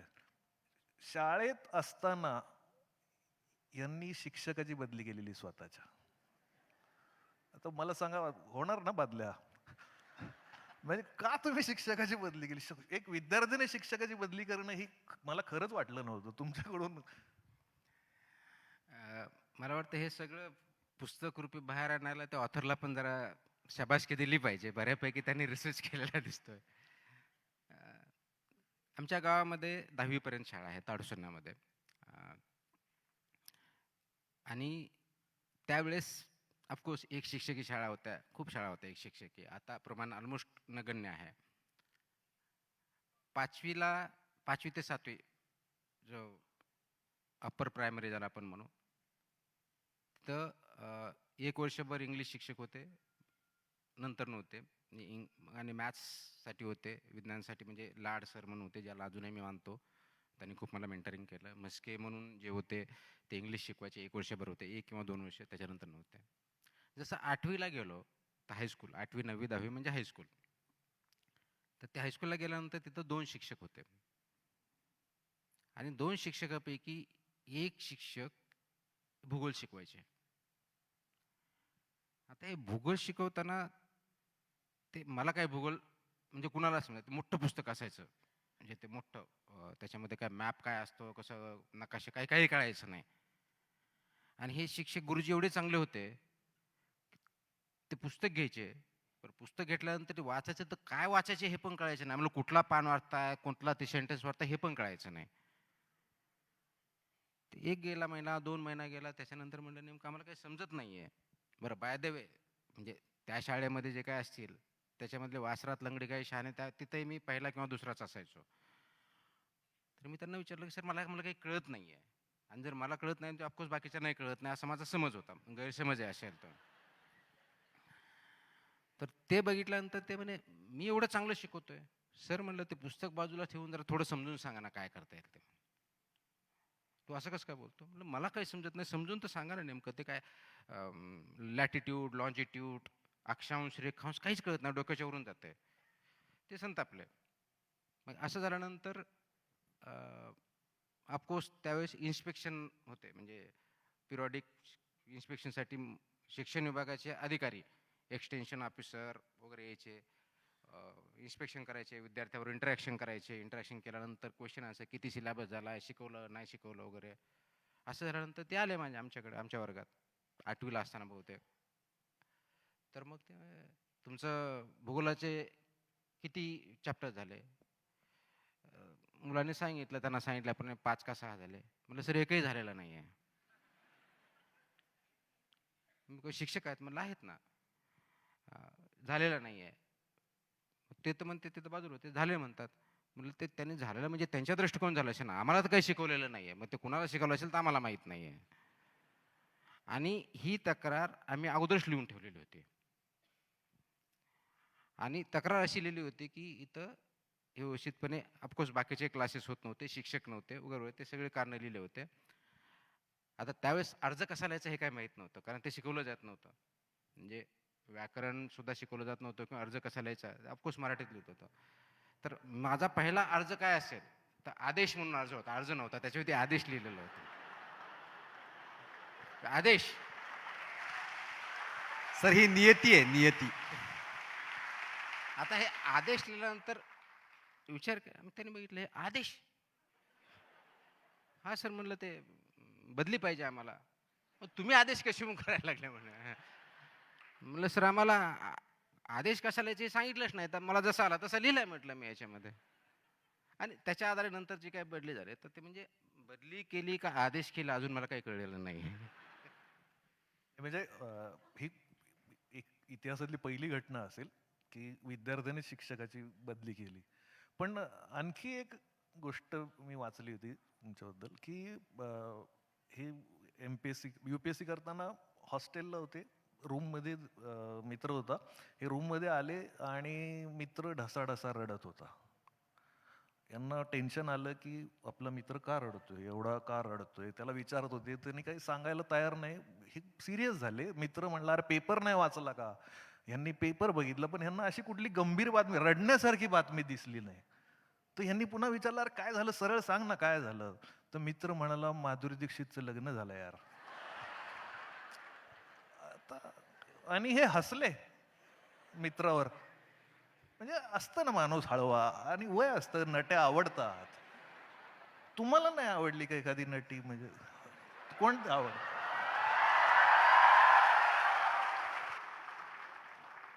सध्या संसार व्यवस्थित चालू आहे.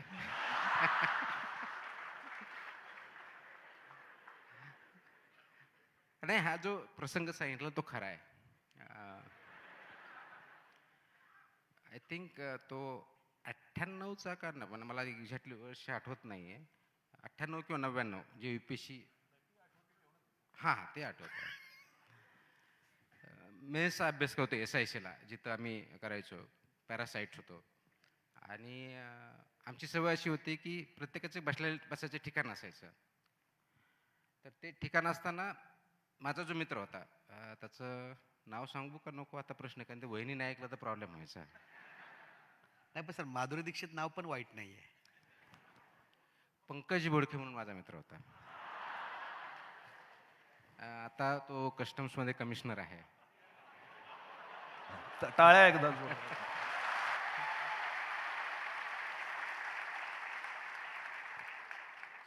तर आम्ही जनरली दोघंही उशिरापर्यंत अभ्यास करायचो. माझ्यापेक्षा 1-2 तास तो उशिरा झोपायचा. मी सर्वसाधारणपणे रात्रीचे 2-3 वाजेपर्यंत, तो 3-4 अशा रेंजमधला होता. तो उशिरा थोडा 1-2 तास सुटायचा. आणि म्हणून अभ्यास सकाळी उठल्यानंतर मी परत अभ्यासाला बसायचो. तर SICमध्ये त्या काळामध्ये AC रूम नव्हत्या. फॅन्स होते फक्त. आता ACs आहेत, म्हणजे लायब्ररी AC आहे, फॅन होते. तर आपण SICमध्ये जर कुणी गेला असताल किंवा कधी गेलात, तर तिथे गेल्यानंतर एंट्री केल्यानंतर पहिला कॉरिडॉर रूमचा येतो हॉस्टेलचा. त्याच्या पुढचं गेलं की मधला कॉरिडॉर येतो आणि त्याच्या पुढे लायब्ररी आहे. तो लायब्ररी आणि रूमच्या मधला एक कॉरिडॉर असतो. तर त्याच्यामध्ये मी बसायचो तिथं टेबलवरती. आणि तिथं सर्वसाधारणपणे 10-10:30 वाजले असतील, 11. तो आला आणि पाठीमागून असा असा हात टाकला आणि त्याला रडायला लागला. नेमकं काय, लिटरली मला शॉक बसला की नेमकं असं काय झालं असं अचानक. बघितलं तर काय झालंय, तो काय थांबाना गेला. म्हणजे त्यावेळेस मला हे लक्षात नाही की अश्रू आहेत की नाही, पण तो आवाज करत होता.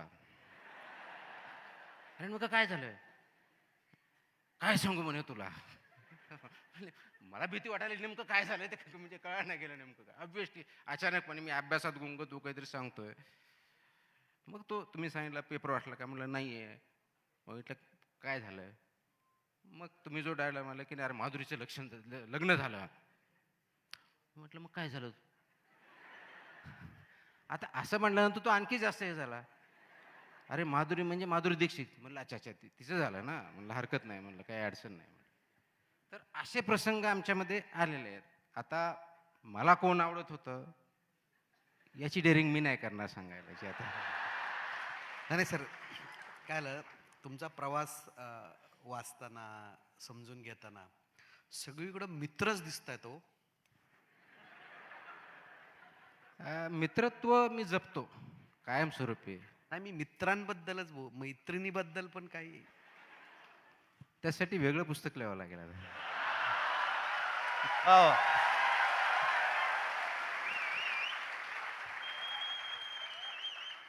मला नाही वाटत एखाद्या पुस्तकाची मराठीत एवढी वाट पाहिली जाईल. पण मुख्य एक गंभीर प्रश्न की तुम्ही इथे FDA सगळं इतकं काम करताय, पण परदेशात काय परिस्थिती, अमेरिकेत किंवा तिथं इतकं अन्न सुरक्षा इतकं महत्व आहे, तर त्याचा तुम्ही कम्पॅरेटिव्हली अभ्यास केलाच असेल किंवा तिकडे काय FDAची वेबसाईट असेल किंवा काय नॉर्म्स आहेत, तर ही तुलना कशी वाटते तुम्हाला, आपलं FDA आणि युरोप अमेरिकेचं FDA? आय थिंक याच्यावरती अभ्यास होतो, सगळेच करतात, सगळेच अधिकारी करत असतात. पर्टिक्युलरली जसं हायर लेवल आपण जातो, ज्यावेळेस सेक्रेटरी म्हणून काम करतो, पॉलिसी मेकिंग असतात, त्याच्यामुळं वेगवेगळ्या देशातले वेगवेगळ्या राज्याचे पॉलिसी अभ्यास करत असतो. याच्यामध्ये रिसर्च पेपर असतात, ॲडवायझरीज असतात, गाईडलाईन्स असतात. ह्या सगळ्या गोष्टीचा अभ्यास होतो. ग्राउंड रिॲलिटी असते, याचाही अभ्यास होतो. FDAच्या बाबतीतही वेगळ्या देशामध्ये खूप स्ट्रिंजंट रूल्स आहेत. US FDA खूप नोन आहे, त्याचे एक वेगळं स्टँडर्ड आहे. US FDA मधलं जर पोर्टल बघितलं तर अत्यंत उत्कृष्ट दर्जाचं आहे. UKचं आहे. युरोपियन कंट्रीजमध्ये खूप स्ट्रिंजंट नॉर्म्स आहेत. सॅनिटरी फायटोसॅनिटरी नॉर्म्स पण आहेत. चायनाचं पण आहे. मी इथं FDA कमिशनर झाल्यानंतर ह्या बऱ्याच देशांच्या पोर्टलचा किंवा त्यांच्या प्रॅक्टिसेसचा डेफिनेटली अभ्यास केलेला आहे. आपण जर US FDA जर एक स्टँडर्ड बघितलं, तर त्याच्या पोर्टलवर आपण कधी गेला तर इतकं छान पोर्टल आहे की ज्याच्यामध्ये समजा मी एक नागरिक आहे, ज्याला FDA कंझ्युमर म्हणतात ते, म्हणजे इंडिया FDAचा कंझ्युमरचा. तुम्ही एक वेळेस रजिस्टर झाला की इट रजिस्टर, तुम्ही नंतर कधी आला तर तुमचा लॉग दिसतो, तुम्हाला किती आलं, काय केलं. तुम्ही समजा त्याच्यावरती काही कंप्लेंट करायची टाकली, आणि समजा एखादा औषध आहे आणि ते औषध किंवा फूड आयटम जो की रिकॉल केलेला आहे किंवा बॅन केलेला आहे किंवा त्याच्यामध्ये सबस्टँडर्ड किंवा काहीतरी आढळलं आहे म्हणून सांगितलं आहे, त्यांनी टाईप केलं की याच्यावरती मला कंप्लेंट करायची आहे, ते इमिजिएटली तुम्हाला उत्तर येतं की हे तुम्ही कुठून विकत घेतलं आहे का, कुठं भेटलं आहे का, इमिजिएटली. GPT सारखं जसं आपण बघतो चॅट करताना चॅटबॉटवरती, तर ते सांगितलं येस आम्ही इथं भेटलं आहे. तर मग त्याची काही माहिती येत राहते. बाय द टाईम हे त्यांनी टाकलं आणि जो ऑलरेडी बँड आयटम आहे किंवा रिकॉल केलेला आहे किंवा सबस्टँडर्ड ऑलरेडी फाइंड आहे, या मोमेंटला त्या कन्सर्न, आणि ते कुठून विचारतं कुठून घेतलं, त्या कन्सर्न एरियाच्या ऑफिसरला अलर्ट जातो की हा बँड आयटम ह्या ठिकाणी विकला गेलेला आहे, प्लीज प्रोसीड. ह्या लेवलचं तिथं ऑटोमेशन झालेलं आहे. आता हे आपल्याकडे शक्य आहे का? ॲब्सोल्युटली शक्य आहे, आणि इट विल बी डन. ती काही मला खूप अडचण वाटत नाही मोठी. आता आपण त्याच्यातून जसं की आपण जे पोर्टल, म्हणजे छोटासा पार्ट ग्रीव्हन्स रिड्रेसल झाला म्हणून कंप्लेंटच्या बाबतीत, complaints.mahafda.in हे पोर्टल चालू केलेलं आहे. कुणीही डाउनलोड करू शकतं. एक वेळेस रजिस्टर केलं, कंप्लेंट डायरेक्टली येते, तुम्ही ट्रॅक ते करू शकता. म्हणजे तुम्ही आत्ता केली तर कुणाकडे असाईन आहे ते कळतं, किती दिवसापासून असाईन दिसतं, त्यांनी काय केलं हे कळतं. त्यांनी जर वेळेत केली नाही तर ती ऑटो एस्केलेट होते सिस्टमद्वारेच त्या अधिकाऱ्यांनी केल्यानंतर नोटीस पण जाते. सॉल्व्ह केलं त्याचं उत्तर पण तुम्हाला तिथंच भेटतं. हे सर्वसाधारणपणे 3 आठवडे झाले असतील आम्ही लॉन्च करून, तर एक 3000+ कंप्लेंट त्याच्यावरती आत्तापर्यंत आलेल्या आहेत. अवेअरनेस आहे, जागरूक. आणि विशेष म्हणजे सर्वात जास्त पुणे जिल्ह्यातल्या कंप्लेंट आहेत. अवेअरनेसच आहे हा Awareness, सगळ्यात of course, महत्त्वाचा awareness. पार्ट आहे. पण ह्या FD म्हणजे आता तुम्ही 2 महिने आहात, मोठी गोष्ट आहे. अजून 6 महिने असाल, असं वर्षभर असाल असं, मी फार हितचिंतक आहे तुमचा. पण असं होतं की तसं होत नाही, बऱ्याचदा बदली होते अधिकाऱ्याची, एखाद्या प्रामाणिक अधिकाऱ्याची बदली होते, नंतर त्याने सुरू केलेलं सगळं काम तसंच राहून जातं, पुन्हा येरे माझ्या मागल्या सुरू होतं. तर याच्यावर काही विचार करता का तुम्ही की कसं असतं की system should work. System should be run by rules, regulations automatic झाले पाहिजे, नॉट बाय इंडिव्हिज्युअल्स. अधिकारी येतील जातील, पदावर दुसरं कोणी असेल, म्हणून सिस्टम बेटर व्हायला पाहिजे, खाली जायला कामा नये. त्यासाठी तुम्हाला एक बिल्ट इन सिस्टम लागेल, ती स्टॅबिलाइज करावं लागेल, आणि तसं ते काम करण्याचं कल्चर डेव्हलप करावं लागेल. ह्या 3 गोष्टी येतात त्याच्यामध्ये. सिस्टम बिल्डिंग करता येते का? येते, तिचं असतेच. आता जिथं आहे FDA मधली जी सिस्टम आहे वर्षानुवर्ष तयार करून त्या लेवलला आलेली आहे, ती कदाचित सॅटिस्फॅक्टरी नसेल, चांगली असेल, जी काय असेल लेवल, त्याला एक वरच्या लेवलला नेणं आणि ती परमनंट करणं, यासाठी एक वेळ लागत असतो. ते सिस्टम डिझाईन करणं, डेव्हलप करणं, डिप्लॉय करणं, हा पहिला पार्ट झाला. तो बघितल्यानंतर त्याच्यामध्ये त्याप्रमाणे काम करण्याचं कल्चर, तिथले जे अधिकारी कर्मचारी आहेत ते कल्चर डेव्हलप करणं, त्याला जास्त वेळ लागतो. कारण हॅबिट्स सुरुवात कुठून होते, तर तुमच्या मनामध्ये तो विचार आला पाहिजे अगोदर. ते विचार आल्यानंतर त्याच्यावरती ॲक्शन घेतली पाहिजे. ॲक्शन घेतल्यानंतर ती वारंवार तीच ॲक्शन झाली की ती हॅबिट तयार होते. म्हणजे जसं आपल्याला असतं की आपल्याला एक वेळेस सकाळी 5 वाजता उठायचं आहे आणि आता 7 वाजता उठतो, तर ती सवय पहिली मोडावं लागते. ज्यावेळेस सवय मोडायची असते त्यावेळेस खूप त्रास होतो. तो काय कटकट आहे, 5 वाजता मी नाही, 5चं मग 5:30-6ला सुरुवात होते, हळूहळू 5:30ला येतं, 5ला येतं, आणि ते 5 वाजता उठायला लागलो तर ते सर्वसाधारणपणे 1 महिना, 1.5 महिना, 2 महिने, 3 महिने केले की मग ती सवय होऊन जाते. आणि ती सवय झाली की मग काही वाटत नाही. पण ती सवय लागेपर्यंत मात्र त्रास होतो. म्हणजे ते करणाऱ्याला होतो, समोरच्यालाही त्रास होतो. तसं ज्यावेळेस एखाद्या विभागामध्ये आपण जातो तर त्यावेळेस आपल्याला कोणती सिस्टम अपेक्षित आहे याचा विचार करणं, म्हणजे ती थिंक करणं, डिझाईन केल्यानंतर ती डेव्हलप करणं, त्याचा विकास करणं, तयार करणं, आणि त्याच्यानंतर डिप्लॉय करणं, याला एक थोडा वेळ लागतो. ती डिप्लॉय केल्यानंतर तिथल्या अधिकारी कर्मचाऱ्यांनी तिथल्या सिस्टम ती ॲक्सेप्ट केली पाहिजे. जसं कार्यालयात गेलो, मला सवय 11 वाजता यायची, मी म्हणतो 9:45 या, त्रास होतो, कंप्लेंट होतात, तुम्ही ऐकतातच त्या कंप्लेंट होतात, कारण ती सवयीचा भाग असतो. मग ते सवय मोडण्यासाठी पहिली सवय मोडणे, नवीन सवय लावणे, याच्यामधला जो कार्यकाळ असतो तो ट्रान्झिशनचा असतो तो. आणि त्या ट्रान्झिशनमध्ये खूप आवाज होतात, भडके उठतात, ते ऑब्व्हियसली आलं, सगळीकडे आलं. तर ती झाल्यानंतर एका बाजूला डिझाईन करून डिप्लॉय करणं, दुसऱ्या बाजूला ते कल्चर डेव्हलप म्हणजे सवय मोडणं, सवय मोडून नवीन सवय लावणं आणि त्याचं कल्चर तयार करणं, म्हणजे तिथल्या कर्मचाऱ्यांनी ते अंगीकारणं. हे जोपर्यंत अंगीकारत नाहीत, याची ओनरशिप घेत नाही, दायित्व घेत नाहीत, तो पण ते पुढे जाऊ शकत नाही. म्हणजे असं गृहीत धरलं की आपल्या घरामध्ये 10वीला मुलगा गेला आणि त्याला अगोदर अभ्यासाची सवय नाही आणि त्याला अभ्यासाची सवय लावा म्हटलं तर तो त्रास होणारच. मग त्याला 10 वाजता अभ्यास, 6 वाजता अभ्यासाला बसव, 5 वाजता उठव, हे दररोज त्रास होणार आहे, ते खडखड होणार आहे. तीच जर सवय पहिल्यापासून असते, 5वीपासून असते, 7वीपासून असते, तर तेवढा त्रास झाला नसता. तसं ज्यावेळेस आपल्याला 10 ते 6 काम करायची सवय आहे आणि तुम्हाला सांगितलं नाही तुम्ही 7 ते 1 आणि 1 ते 9 करा, म्हणजे ऑफकोर्स त्याच्यामध्ये चेंजेस होणार आहे, अपेक्षित आहे. तर ही सिस्टम मी डिझाईन करत असतो, डिप्लॉयही करत असतो, त्याच्यावरती कल्चरल चेंजेस पण आणत असतो. पण ते कल्चर होण्यासाठी जो काळ लागतो थोडा वेळ जास्त लागतो. आणि त्याच्यामध्ये कल्चर म्हणजे तिथल्या ओनरशिप आली तिथल्या अधिकारी कर्मचाऱ्यावरती, तर ती स्टेबल होऊ शकते, पुढे जाऊ शकते. ती जर सिस्टम नाही आली, अंगीकारली नाही, ते होऊ शकत नाही. हा एक भाग आहे. आणि अशा सिस्टम जर पुढे चालू ठेवायच्या असतील, अशा सिस्टम कोणती चांगली वाईट जी असेल कोणती आपल्या चांगल्या पुढे न्यायच्या असतील, तर त्याला ओनरशिप घेणारे फक्त अधिकारी कर्मचारी असून चालत नाही, ती फक्त संस्था असून चालत नाही. नागरिकांचा तेवढा जबाबदार रोल येतो. म्हणजे नागरिकांनी ती सिस्टम उचलून धरली पाहिजे. फॉर एक्झाम्पल आता कंप्लेंट्सवरती जे पोर्टल आहे त्याचा वापर केला पाहिजे, काम करत नाही तर प्रश्न विचारले पाहिजेत. म्हणजे साधं अत्यंत पिवळ्या रंगाची बिर्याणी किंवा लाल रंगाची बिर्याणी दिसली की आम्ही कंप्लेंट केली पाहिजे. बिलकुल केली पाहिजे. म्हणजे आता आम्हाला लाल आणि पिवळ्या रंगाची बिर्याणी खायला नाही मिळणार. तुम्ही मागितली नाही पाहिजे अगोदर, कारण तुम्ही मागितली की तुम्हाला हॉटेलवाला देईल. तुम्ही मागू नका ना, कारण माहिती ते ॲडिटिव्ज आहेत. कारण तांदूळ तर काय लाल येत नाही, एवढं तर आपल्याकडे बघू शकतो. तर हे दोन्ही बाजूनी वर्क करतो. तर डिमांड आणि सप्लाय. आणि असेल तर डेफिनेटली मोबाईलच आहे तुमच्याकडे, तसे आजकाल मीम्स भरपूर येतात.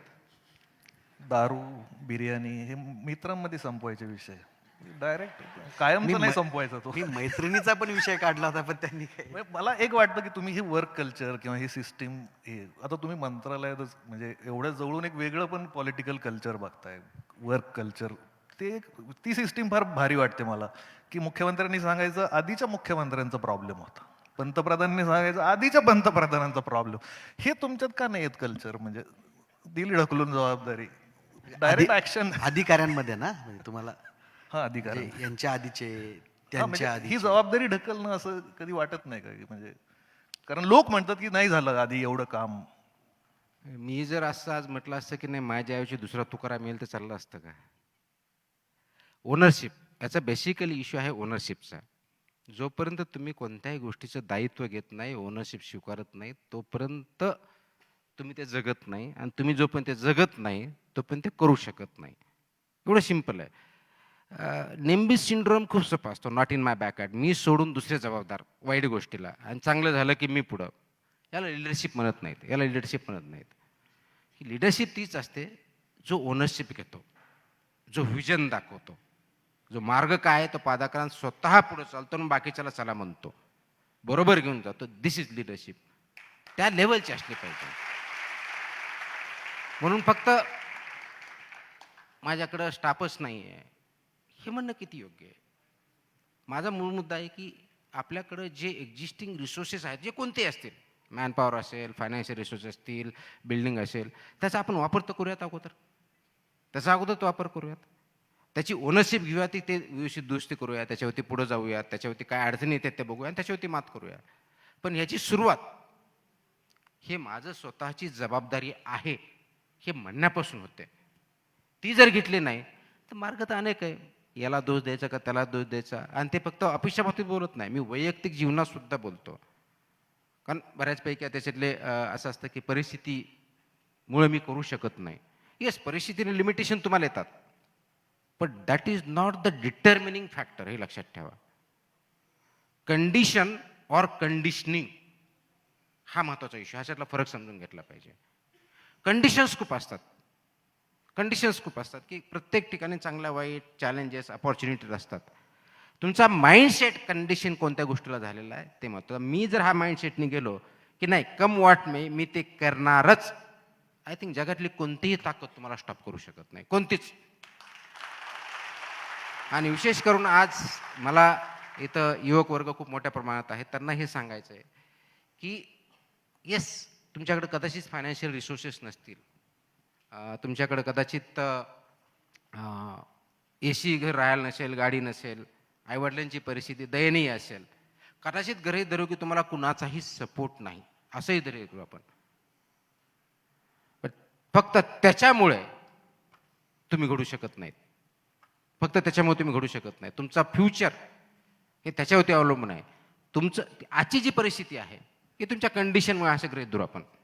आईवडिलांनी, मी गरिबी जन्माला आलो, माझ्याकडे शेती नाही, आईवडिलांनी कष्ट केलं, दुसऱ्याच्या ह्याच्यामध्ये कष्टाला जात आहेत, नोकरी करतायत, तेवढे पैसे नाहीत, त्याच्यामुळे मला USA मध्ये जायचं होतं, मला तिथं ॲडमिशन घेऊ शकलो नाही, किंवा पास झालो ते पैशामुळे जाऊ शकलो नाही. ही कदाचित तुमची आजची कंडिशन असेल.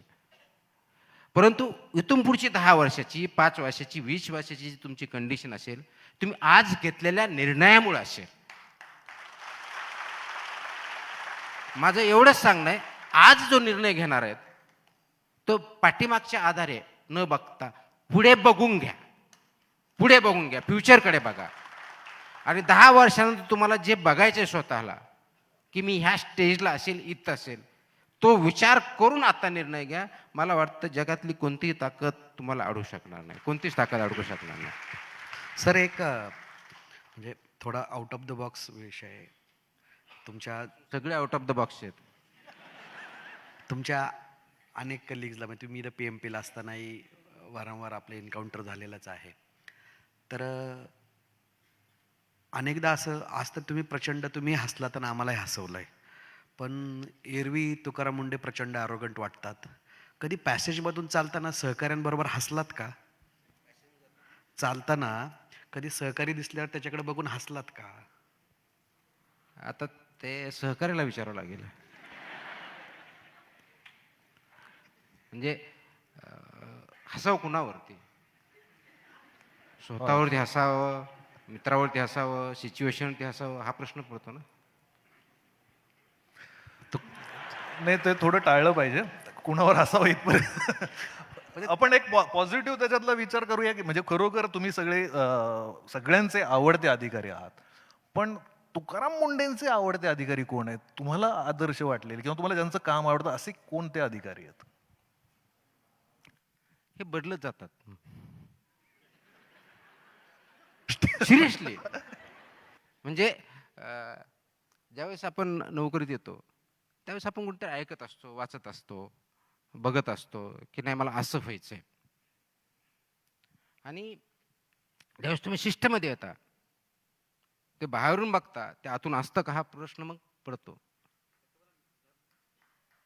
स्टोरी कळली, नवीन स्टोरी कळली की आवड गेली. नवीन म्हणजे आवडणाऱ्या माणसाची नवीन स्टोरी कळली की त्याची आवड गेली. मला बाहेरून दिसणारा व्यक्ती आणि आतून दिसणारा व्यक्ती याच्या जर फरक आढळला तर मला बिलकुल आवडत नाही. तोच प्रॉब्लेम होतो. बाहेरून ज्या दिसतात गोष्टी आणि त्या आतून जर वेगळ्या असतील तर त्याला दुट्टप्पी किंवा सायको फॅन्सी आपण म्हणतो. आणि मला सायको फॅन्सी बिलकुल आवडत नाही. मग ते दुसऱ्याला फसवणं झालं किंवा कदाचित स्वतःलाही फसवणं झालं. त्याच्यामुळे ते जसे तुम्हाला माहिती पडतात त्यानुसार चेंजेस होत राहतात. मला खूप अधिकारी आवडतात, खूप नेते पण आवडतात, पदाधिकारी पण आवडतात. पण मला वाटतं की मी कुणाला इमिटेट करू नये, कुणीच नाही, म्हणजे दुसऱ्यांनी सुद्धा मला करू नये, बिलकुल करू नये. कारण इमिटेशनमध्ये धोका असा असतो की आपण त्याचे अवगुण बाजूला विसरून जातो. आपण ते चांगले गुण घ्यावेत आणि त्याच्या स्टाईलवरती जाऊ नये की तो असा म्हणतो मी तसंच केलं पाहिजे, असा बोलतो मी तसं बोलू. नो, तुमची स्वतःची युनिक, प्लीज अंडरस्टँड. तसं जर नसतं तर तुम्ही जसे दिसतात तसं मी दिसलो असतो की मी असे तसे तुम्ही दिसले असते. Why are we different? म्हणजे विचार करण्यापासून, आचरणापासून, दिसण्यापासून जर वेगळे आहोत तर why should we try to be somebody else? माझं एवढंच म्हणणं की be yourself, honestly yourself. त्याच्यामुळं जगामध्ये तुम्ही तुमचा ठसा उमटवा, तुम्ही स्वतः आयडियल बना. म्हणजे आपल्या मनामध्ये जी प्रतिमा असते ना की मी असं केलं असतं, तर तसं होऊन दाखवा. ते जर होऊ शकेल दॅट इज आयडियल. तुमच्या मनात एकतरी आयडियल असतं, काही असेल. मला पैसे कमवायचे आहेत. माझं असेल की मला आय शुड बी बिलिनियर, ट्रिलिनियर, काय म्हणायचे ते मला. तर तो गोल ठेवा आणि त्याप्रमाणे व्हा. मला असं की हा आयडियल अधिकारी म्हणजे त्यांनी काय केलं, ते चांगलं कामं केले, रिझल्ट दिले, हे झालं, त्याप्रमाणे करूयात. मला वाटलं एक ॲक्टर चांगला व्हायचा आहे, तर बेस्ट ॲक्शन माझ्या डोक्यात जी आयडिया असेल त्याप्रमाणे करा. तर दुसरा कोणतरी होऊ नका. आज प्रॉब्लेम हाच आहे की we try to be somebody else. प्रत्येकाला दुसरं काहीतरी, grass on the other side is greener, हा प्रॉब्लेम झालेला आहे. त्याच्यामुळं लर्न फ्रॉम एव्हरीबडी, म्हणजे मिस्टेक्समधून शिका, चांगले गुण शिका, परंतु कार युअर ओन निश. स्वतःचं अस्तित्व स्वतः तयार करा आणि ते आयडियल असेल हे बघा, ते आयडियल तुम्ही अचीव केलं पाहिजे. आणि ते तुम्ही सिद्ध केलंय, ते तुम्ही सिद्ध करून दाखवलंय. कारण ते तुम्ही प्रूव्ह केलंय की दुसरे तुकाराम मुंडे दिसत नाही. ते ही गोष्ट फार म्हणजे कौतुकाची आहे.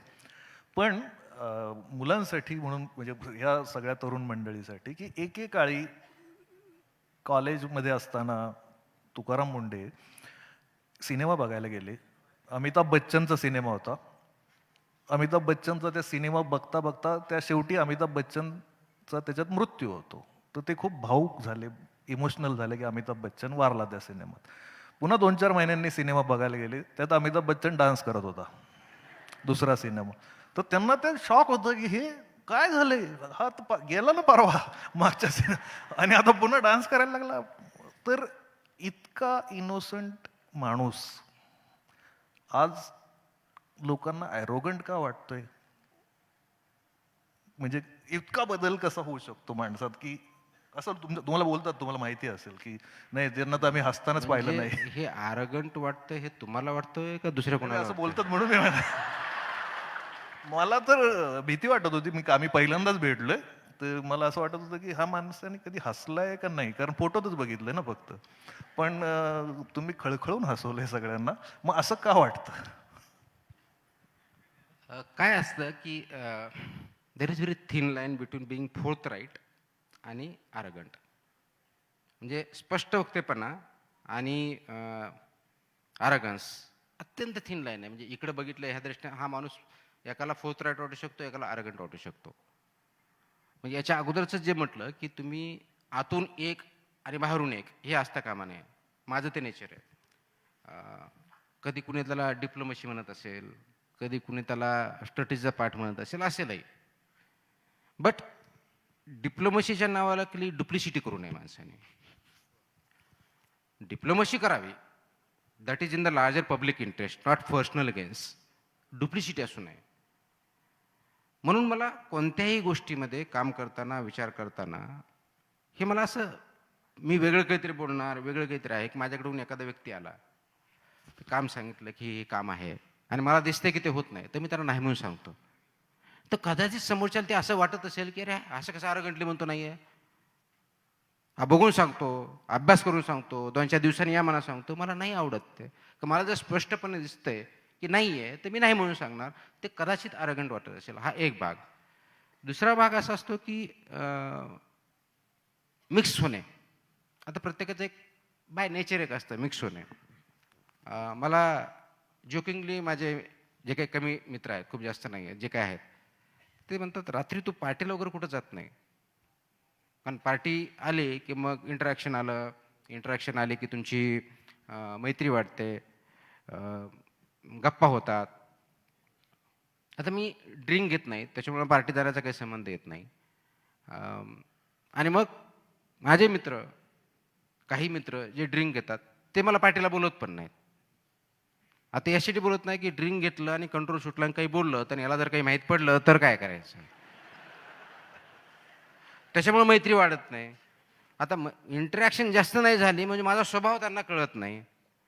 आता माझा स्वभाव तुम्हाला नाही गेला, मग तुम्ही म्हणणार नाही ठीक आहे, तो तसाच आहे तो. मग तुम्ही तसा म्हणता, तो समोरचा आरगंट म्हणून आक्षेप घेतो का तो फोथराट म्हणून घेतो मला माहीत नाही. तर तुम्ही जो इन्सिडेंट सांगितला तो 10वीचा आहे. म्हणजे ताडसोन्ना गावातून औरंगाबादला आलो. 2-3 महिन्यांनी भावानी सिनेमाला पाठवलं. कारण आमच्याबरोबर आणखी गावातले 2 जण राहत होते. त्यांच्यावर गेलो. आता सिनेमा त्याच्या अगोदर मी बघितलेला नव्हता, मला माहितीही नव्हतं सिनेमा काय असतो. गेलो बघितला, काय ते बहुतेक अमिताभ होता, आता अमिताभ होता का दुसरं कोणी होतं हे पण आठवत नाही. बघितलं ते काहीतरी डेथ झाला, मी तर शॉक बसला. म्हणजे आपण असं जनरली कुठे कुठे चाकून हे मारामारी असं पण काही जनरली बघत नाही.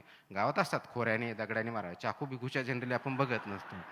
त्या मी पण केलेल्या आहेत लहानपणी असताना.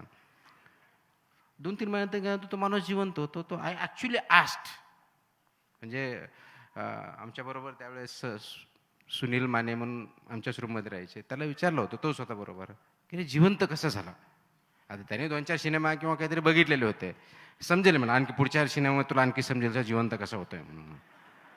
आता तुम्ही जो इनोसन्स होता ना, तो हा आहे की आपल्याला ती आयडिया नसते. गावातून आल्यामुळे त्या गोष्टी माहीत नसतात. आता हे असं ॲक्टिंग करतात, म्हणजे त्याचं जर एक्सटेन्शन केलं म्हणजे ॲक्टिंग करणे आणि ॲक्शन घेणे, मला वाटलं ते फोर्थ राईट आणि ॲग्रेस मला तेवढाच फरक आहे. मी ॲक्टिंग करत नाही, मी फक्त ॲक्शन घेतो आणि जे काय आहे ते ऑनेस्टली सांगतो. तो इनोसन्स त्याच प्रसंगात पुरतं मी बोललो. बाकी यांनी मारामाऱ्याच खूप केल्यात शाळेत असताना. म्हणजे 2-4 प्रसंग मलाच माहिती आहेत. तर म्हणजे मारणं अन्यायाच्या विरोधात मी सांगतो. चांगलं प्रपोजल आहे. तुम्ही एक PhD करून टाका माझ्यावरती. नाही, मी तुम्हाला सांगेन की म्हणजे तुम्ही फार सिनेमा बघत नाही तर स्वतःवरचा सिनेमा बघाल काही दिवसांनी.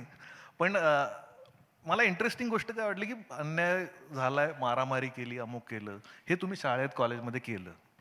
आता असं दिसलं, झुरळ दिसलं काही तर असं हात शिवशिवत नाही म्हणजे की आता माझे हात सुळसुळतात म्हणून तर मी सहाय्य करत असतो. Hello. Clock it sir, clock it. जनजीवरती 2-4 दिवसापूर्वी बोललेलो आहे मी. ते खूप पुढचं जनरेशन आहे, त्याच्या नादी नका लागू. खूप पुढचे आहे. सगळं डिलेलू. अ, मुलांचा सगळ्यात मोठा तरुणांचा प्रॉब्लेम होतो की कुठेतरी कळायला लागतं 12वी होता होता की आता आपल्याला करिअर काय करायचं, कुठं जायचं, सायन्स हे ते पुढचं. आणि नेमकं तिथंच माणसं प्रेमात पडायला लागतात. तो सगळा करिअरचा घोळ तिथे सुरू होतो की 12वी होता होताच की दिशा कुठली त्याच्यात भलत्याच दिशेला जाण्याची शक्यता वाढते. आणि असे ऑब्स्टॅकल्स त्याच्यातही सोशल मीडिया, मोबाईल किंवा ह्या सगळ्या गोष्टी आहेत. फोकस करणं तुमच्या पिढीपेक्षा ह्या पिढीला खूप अवघड झालं, इतके डिस्ट्रॅक्शन्स आहेत. तुम्ही ह्याच्याबद्दल काय सांगाल तरुण पिढीला? हे 2 गोष्टी. पहिलं जे म्हटलं की ते 12वी झाल्यानंतर करिअर किंवा प्रेमात पडतात. माझा सल्ला आहे प्रेमात पडा. Seriously, I am not joking. फक्त योग्य प्रेमात पडा. म्हणजे कशाच्याही प्रेमात नका पडू. ते योग्य ओळखता आलं पाहिजे, योग्य काय, अयोग्य काय. मी प्रेमात पडलो IAS व्हायच्या, मी प्रेमात पडलो पब्लिक सर्व्हिसच्या, म्हणून जे काही मी आहे तसं आपलं कोणाचं एक प्रेम असतं, ते प्रेम असलंच पाहिजे. कारण आपण जीव ओतून जोपर्यंत त्याच्यामध्ये काम करत नाही तोपर्यंत तशा पद्धतीचं यश भेटू शकत नाही. यश म्हणजे कमी जास्त प्रमाणात हेच असतं. पण तुम्हाला अत्युच्च शिखरावर ज्यावेळेस जायचं असतं तर त्या प्रमाणाचा जीव पण ओतायचा असतो, म्हणून ते प्रेमात पडलं पाहिजे. आजकाल जो सोशल मीडियाच्या ज्याच्याबद्दल आपण प्रश्न विचारला, तो अत्यंत महत्त्वाचा विषय आहे. हे डिजिटल आहे, डिजिटल युग ज्याला म्हणू आपण. आणि जनजी म्हणजे यांची बाय डेफिनेशन की यांचा बर्थच डिजिटल युगात झालेला आहे. म्हणजे त्याला डिजिटल हे नवीन नाही आहे. त्याचा जन्म झाला आहे, तेच खातात, तेच जगतात, त्याच्यावरतीच जगतात. त्याच्यामुळं मोबाईल वापरणं, डिजिटल यूज करणं, सोशल मीडिया यूज करणं चुकीचं आहे का? अत्यंत बरोबर आहे. त्याचं चुकीचं काहीही नाही. कारण कोणत्या गोष्टीचा एक्सेस हा चुकीचा असतो. कोणतंही ते एक इक्विपमेंट आहे, त्याचे मीन्स आहे, माध्यम आहे. त्याचा गैरवापर करायचा का वापर करायचा हा आपल्या हातात आहे. याच्यावरती एक स्टडी पण झालेला आहे की सर्वसाधारणपणे जनजीचा किंवा जे बेसिकली सोशल मीडियावर खूप जास्त ॲक्टिव्ह असतात, तर त्याच्यावरती अटेन्शन स्पॅन हा 8 सेकंदाचा आहे. इंडियामधल्या मुलांमध्ये अटेन्शन स्पॅन हा 8 सेकंदाचा आहे. त्याच्यामुळे ते एखादी रील बघताना ते 8 सेकंदापेक्षा जास्त बघत नाहीत. 8 सेकंद झाले की पुढच्यावरती जातात. तर क्लिक क्लिक म्हणजे ते मला पण आजकाल ते अंगठा वाटायला धड धड धड होतो त्याच्यामध्ये. कारण ते अंगठीने का अगोदर मी असं करायचो, मुलांनी सांगितलं असं नाही, ते असं करायचं असतं. तर ते म्हणजे आता अंगठे बहादर त्या काळास आपण असं म्हणायचो, आता हे अंगठे बहादर असे झालेले आहेत. कारण तो अंगठाचाच वापर होतो. प्रश्न तिथं नाही आहे. दुसरा एक स्टडी आहे की ज्याच्यामध्ये इंडियामधला average screen time particular young जनरेशनमध्ये 8 ते 9 तासाचा आहे डेली, 8 to 9 days. प्रश्न त्या 8 ते 9 तासाचा पण नाही आहे. प्रश्न त्या 8 ते 9 तासामध्ये तुम्ही काय करता याचा आहे. तुम्ही फक्त फॉरवर्ड करताय, स्क्रोल करताय, का त्याच्यावर विचार करताय. आपण जर बघितलं त्याची ते अल्गोरिदम लिहिलेलं आहे, ज्यांनी लिहिलं त्यांना अगोदरच माहित होतं, म्हणून त्यांनी ते अल्गोरिदम तसं केलं सिलिकॉन व्हॅली, की यांना याच्यामध्ये गुंफून ठेवायचं आहे. तसंच ते अल्गोरिदम आहे. काय की तुम्हाला आवडलं तुम्ही थांबता, जे नाही आवडलं लगेच बाजूला काढता. मग ते अल्गोरिदम ते कॅच करतं. काय कॅच करतं, याला हे आवडलंय, याला आवडलेलं नाही, टीका केलेली आहे, हा इथं हसलाय, एव्हरीथिंग इज देअर. हा इथं क्वेश्चन मार्क आहे, यांनी इथं लाईक केलंय, इथं नाही लाईक डिसलाईक केलंय. हे 24 तास 48 तास 2-3 दिवस झाले की तुम्हाला फक्त त्याच रील येतात ज्या तुम्हाला आवडलेल्या आहेत, हसवतायत किंवा थांबतायत. ज्या तुम्ही रिजेक्ट केलेल्या आहेत त्या विषयाच्या, त्या प्रकारच्या, त्या थॉटच्या रील तुम्हाला येत नाहीत, पाठवला जात नाही, कारण ते अल्गोरिदममध्येच लिहिलेलं आहे. परिणाम काय होतो? परिणाम हा होतो की तुम्हाला त्या अल्गोरिदम माहिती की तुम्हाला हेच आवडतंय, असेच विचार आवडतात, तुम्हाला आवडणाऱ्या रील येतात. म्हणजे तुम्हाला तुमच्या विषयामध्ये गुंफून ठेवलं जे आवडतं त्याच्यामध्ये, म्हणून तुम्ही ते कंटिन्यू करत राहता 8-8 तास, 9 तास, 4 तास, 5 तास, जेवढा वेळ असेल त्याच्यामध्ये, कारण तुम्हाला ते पाठवलं जातं. त्याचा बिझनेस होतोय, मोबाईल कंपनीचा बिझनेस होतोय, तुमचा वेळ जातोय. बघण्यात चुकीच नाही, चांगलं बघायला पाहिजे, चांगलं वाचायला पाहिजे, काही प्रॉब्लेम नाही, एंटरटेन पण व्हायला पाहिजे. पण जे तुमच्याकडे येतंय त्याचा सोर्स काय याचा कधी प्रश्न विचारलाय का आपण? की माझ्याकडे XYZ फॉरवर्ड आला, ती रील आली, त्याचा सोर्स काय, ऑथेंटिसिटी काय आहे, त्याचं खरेपणा आहे का खोटेपणा आहे, हा प्रश्न पडणं महत्वाचं आहे. ते व्हेरीफाय 2-3 सोर्सेस कडून आपण करतो का फक्त ते आलंय म्हणून मान्य करतो? जर व्हेरीफाय केल्यानंतर योग्य वाटलं तर ती योग्य की अयोग्य हे ठरवतो का आपण? प्रश्न तिथे आहे. ते होताना दिसत नाही. जगामध्ये आपण ज्या 4थी औद्योगिक क्रांती आज जे म्हणतो, AIच्या माध्यमातून किंवा ITच्या माध्यमातून जी क्रांती आली, त्याच्यामधला हा सर्वात महत्त्वाचा भाग आहे. आणि आत्ता जे जगामध्ये जे आत्तापर्यंतचा इतिहास जर बघितला तर खूप मोठ्या प्रमाणात युद्ध झाले. आत्ताचं जे युद्ध चालू आहे ते विचारांचं युद्ध चालू आहे. तुम्ही विचारामध्ये गुरफटवायचे, वेगळ्या पद्धतीनं करायचं, आणि योग्य आहे की नाही ही तुमची विचार करण्याची ताकदच संपवायची, याच्यावरती युद्ध चालू आहे. मग तुम्ही त्याचे बळी होतायत का, हा प्रश्न तुम्हाला आणि मला विचारावा लागेल. आणि म्हणून जे तुम्ही स्क्रोल करताय आणि जिथं थांबताय, फक्त स्क्रोल पुरतं किंवा रील पुरतं थांबू नका. Please ask, pause for few seconds, 5 second, 10 second, 30 second, 1 minute, आणि फक्त रूल पुरतं. जीवनामध्येही आपण जे करतोय, आपण योग्य प्रवाहाने चाललोय का, योग्य दिशेनं चाललोय का, हा प्रश्न विचारायची गरज आहे. अनफॉर्च्युनेटली आपल्याकडे ते 30 सेकंद पण नसतात, त्या प्रवाहावर वाहत चाललोय. आता प्रवाहामध्ये पाठीमागच्या काही दिवसात 1-2 वेळेस मी हे उदाहरणं पण दिलेले आहेत. नदी वाहत चाललेली आहे, आता त्याच्यामुळे ओंडके पण असतात, जशा लाटा येतात तसं वाहत जातो, आणि मासे पण असतात. तर ओंडक्याला स्वतःचं अस्तित्व नाही आहे. ते वाऱ्याच्या दिशेनं, प्रवाहाच्या दिशेनं, लाटेच्या दिशेनं, जिकडे बाहेर फेकलं बाहेर पडणार, जिकडे आलं तिकडे जाणार, ज्याला उचलू वाटलं जिला उचलणार, जिथं फेकं वाटलं फेकणार, ज्याला जाळू वाटलं त्याचं जाळणार. आणि मासा पण आहे.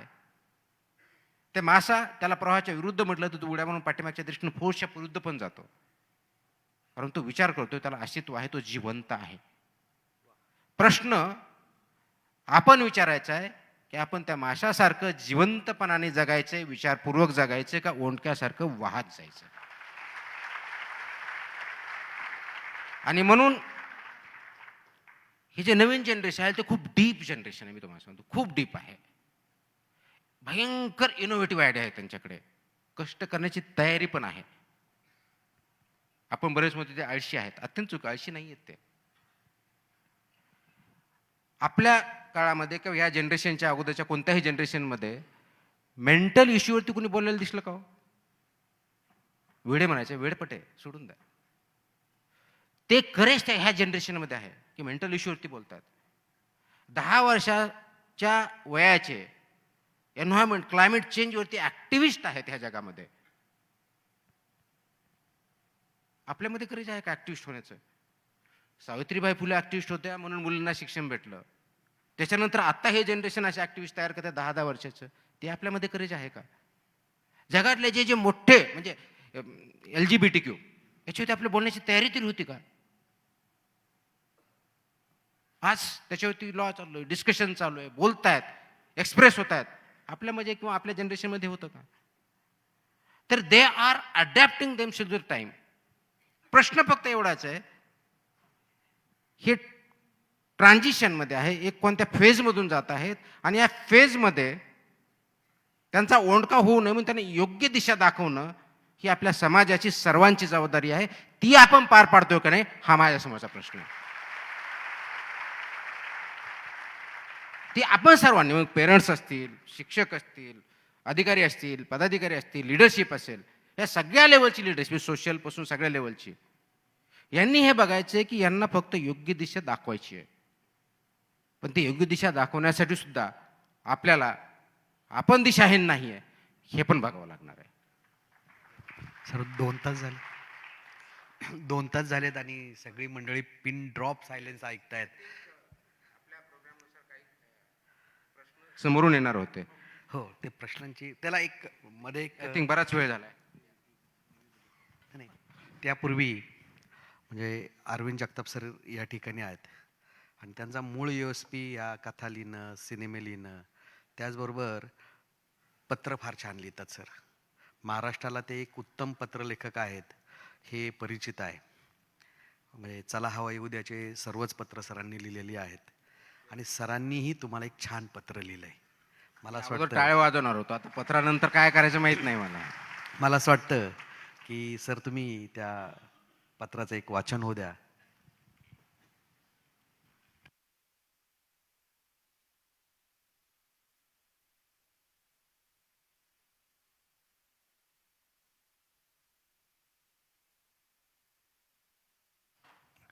प्रिय तुकाराम मुंडे सर, पिढ्यानपिढ्या घरात जेवताना लोक आधी देवाचं नाव घेतात, पण आजकाल हॉटेलमध्ये जेवताना लोक आधी तुमचं नाव घेतात. तुम्ही अन्न पदार्थात भेसळीच्या विरोधात उघडलेल्या जोरदार मोहिमेमुळे संपूर्ण देशात तुमच्यावर कौतुकाचा वर्षाव होतोय, पण आमची अडचण वेगळी आहे. तुमच्यामुळे आमच्यासारख्या सामान्य माणसाला जो मानसिक त्रास होतोय याची तुम्हाला कल्पना तरी आहे का? अहो, आमचं अर्ध आयुष्य हॉटेल किंवा रस्त्यावर वडापाव, पाणीपुरी, भेळ खात आलोय आम्ही, आणि अचानक एक दिवस तुमच्यामुळे लक्षात येतं की तिथं झुरळ होते, भेसळ होती, पनीर डुप्लिकेट होतं. अहो, अज्ञानातल्या सुखात जगत होतो आम्ही, आणि आता तुम्ही एवढ्या वर्षांनी आम्हाला जागं करताय. हे म्हणजे सोयाबीन समजून जेवण करणाऱ्या माणसाला, शाकाहारी माणसाला हात धुताना कसं वाटलं चिकन म्हणण्यासारखं आहे. आमचा मित्र म्हणाला की खरं तर सध्याच्या काळात कॉक्रोचचा राग धर्मेंद्र प्रधान यांना यायला पाहिजे, पण प्रधानांपेक्षा मुंडेच जास्त चिडतात कॉक्रोच बघून. अर्थात तुम्ही हॉटेलमधल्या खऱ्याखुऱ्या कॉक्रोचला बघून चिडताय हे बरं आहे, आणि त्यासाठी लोकांनी तुमचे मनातून आभार मानले. उशिरा का होईना सावध केल्याबद्दल आभार. तुमच्यामुळे रात्री उशिरा घरी आलेल्या नवऱ्याकडे बायकोने संशयाने बघावं तसे आता आम्ही पनीरकडे बघतो. तुमच्यामुळे आईस्क्रीम बद्दल पण संशय वाटायला लागला. आमचा मित्र हातात आईस्क्रीमचा कोन आला की ऐश्वर्या रायचा फोन आल्यासारखा चेहरा करायचा. आता आईस्क्रीमचा कोन दिसला की बायकोचा फोन आल्यासारखा चेहरा करतो. हॉटेलमध्ये गेल्यावर आधी फक्त पैशांची चिंता वाटायची, आता पदार्थांची चिंता वाटते. काही हॉटेल मालक पैसे घेऊन पण आपण लोकांना जेवू घालतो म्हणजे उपकार करतो अशा थाटात गल्ल्यावर बसायचे, डोनाल्ड ट्रम्प सारखा चेहरा करून. आता अचानक ते इटलीच्या मेलोनीबाई सारखे प्रेमळ दिसायला लागले.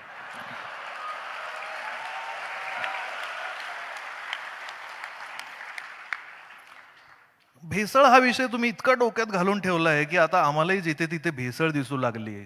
अहो साहेब, मागे नोटबंदी झाली होती तेव्हा देशातल्या 2-4 अभ्यासू आणि विद्वान पत्रकारांनी सांगितलं होतं की नवीन नोटांमध्ये चीप आहे. साहेब, लोकांनी त्या नादात नोटा फाडल्या, पण चीप काही दिसली नाही. तिथेही भेसळ. बातमीच्या नावाने आता न्यूज चॅनल सर्रास अफवा दाखवतात, पण पत्रकारितेतली ही भेसळ काही सहजासहजी थांबणार नाही. कारण कोणीतरी म्हणालंय, लोकांना मूर्ख बनवणं सोपं आहे, समजावणं अवघड आहे. त्यामुळे पण तुमचं काम किती अवघड आहे याचा अंदाज येतो. आमचा एक गावाकडचा मित्र एका भोंदू बाबाकडे गेला. बाबाने त्याला कसली तरी पावडर दिली आणि खा म्हणाला. 1 वर्षात तुझी स्वतःची नवी कोरी जीप येईल. मित्राची जीप काय आली नाही, पण बाबाची क्लिप मात्र आली मार्केटमध्ये. मित्र आता व्हॉट्सअप ग्रुपवर लोकांना मेसेज पाठवतो, निदान मला क्लिप तरी पाठवा. भेसळ अन्नात होते तेव्हा तिच्यावर वचक ठेवता येतो, मेंदूत भेसळ होते तेव्हा मात्र परिस्थिती अवघड असते. तुमच्याबद्दल एक जण सांगत होता, आजकाल तुकाराम मुंडे ट्रेंडिंग आहेत. मी माझ्या पोस्ट तुकाराम मुंडे हॅशटॅग वापरून टाकतो. काही लोकांसाठी तुमचा त्याग महत्वाचा आहे, काही लोकांसाठी तुमचा हॅशटॅग महत्वाचा आहे. असो, पूर्वी लहान मुलांना फुकट चॉकलेट देऊन पळवून नेणारी टोळी होती. आता मोठमोठ्या माणसांना चॉकलेट, बर्गर, फ्रेंच फ्राईज अशा गोष्टी विकत घ्यायला लावून बरबादीकडे वळवणारी टोळी प्रत्येक चौकाचौकात आहे. पण आजही तुम्ही बघा, पाणी जास्त आहे म्हणून गावाकडच्या लोकांनी दूध रस्त्यावर टाकून दिलं. पण तुम्हाला एकदा तरी दारू रस्त्यावर ओतून दिलेले हरामखोर व्यापारी दिसले? तुम्हाला एकदा तरी गुटखा फेकून दिलेले नालायक शेठ दिसले? शेतीत कर्ज झालं म्हणून आत्महत्या करणारा शेतकरी आणि व्यापारात देशाला गंडा लावून परदेशात पळून जाणारे व्यापारी, लहान पोरांच्या खाण्यात रंगाची भेसळ करणारे लोक कधीच या देशाच्या तिरंग्याचे होऊ शकत नाहीत.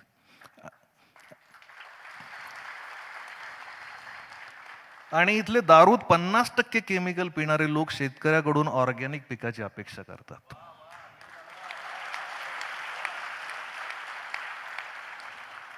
शहरात टोमॅटो केचप सडलेला चालतो, पण भाजीवाल्याकडे वांग किडलेलं चालत नाही. या लोकांना कसं सांगणार, जे अस्सल आहे ते ओबडधोबडच असणार. जे संघर्षातून तुकाराम मुंडे होतो तो कठोरच वाटणार. कारण जे जे ऑर्गॅनिक आहे ते असंच. एकाच आकारात मिळणारी नाजूक आणि सुंदर फळं मालकाने केमिकलचं इंजेक्शन दिलेली असतात. तुकाराम मुंडे यांच्यासारखं गावरान बीज आपले संस्काराचे आणि मातीचे मूळ गुण सोडत नाही. ते नाठाळाच्या माथी हाणू काठी असंच म्हणणार, कायम म्हणणार.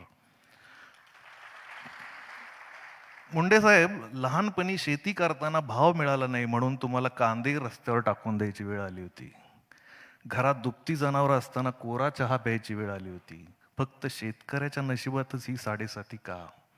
शेतकरी चळवळीत असताना शेतकऱ्याच्या कुठल्याही प्रश्नावर पाना फुटणारी ही मंडळी आम्ही बहुमताने मंत्रालयात निवडून पाठवली की भाकड का होतात? आम्ही ज्यांना गरीब गाई समजून धष्टपुष्ट करून विधानसभा, विधान परिषदेत पाठवतो, त्यांच्या भोवती वासरं नाही लांडगे कसे जमा होतात? आमच्या मतदानात पण भेसळ होते, जरा लक्ष द्या. मंत्रालयात 100 पैकी 99 शेतकऱ्याची पोरं म्हणून घेतात, पण 99 पैकी 91 शेतकऱ्याचे दुश्मन का होतात? मुंडे साहेब, तुम्ही या भ्रष्ट व्यवस्थेला धडा शिकवला. तुमचे आभार मानणार नाही, कारण तुम्ही तुमचं कर्तव्य केलं. पण ज्या गोष्टी तुम्ही केल्या नाही त्याबद्दल मात्र तुमचे आभार. तुम्ही सततच्या राजीनाम्याच्या दबावाला झुकला नाही, तुम्ही धमक्यांना घाबरला नाही, म्हणून तुम्हाला सलाम.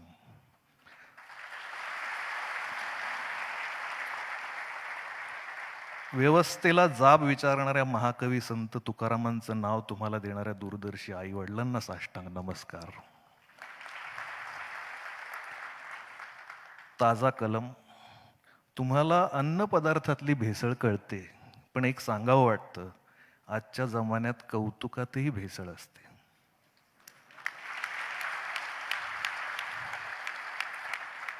आणि कौतुकातली भेसळ कुठल्या लॅबमध्ये तपासता येत नाही. त्यासाठी तुमच्यासारखा शून्यातून सर्वस्व निर्माण करणारा माणूस सक्षम आहे ही अपेक्षा. तुम्ही सरकारी अधिकारी असला तरी खूप मोठे व्हा अशी प्रार्थना करण्यापेक्षा कायम आहात तसेच राहा असं आम्ही म्हणू. Role model. काही लोक आहेत तसेच राहणं हीच सगळ्यात मोठी बढती असते, प्रमोशन असतं. त्यांच्यासाठी नाही, समाजासाठी. धन्यवाद.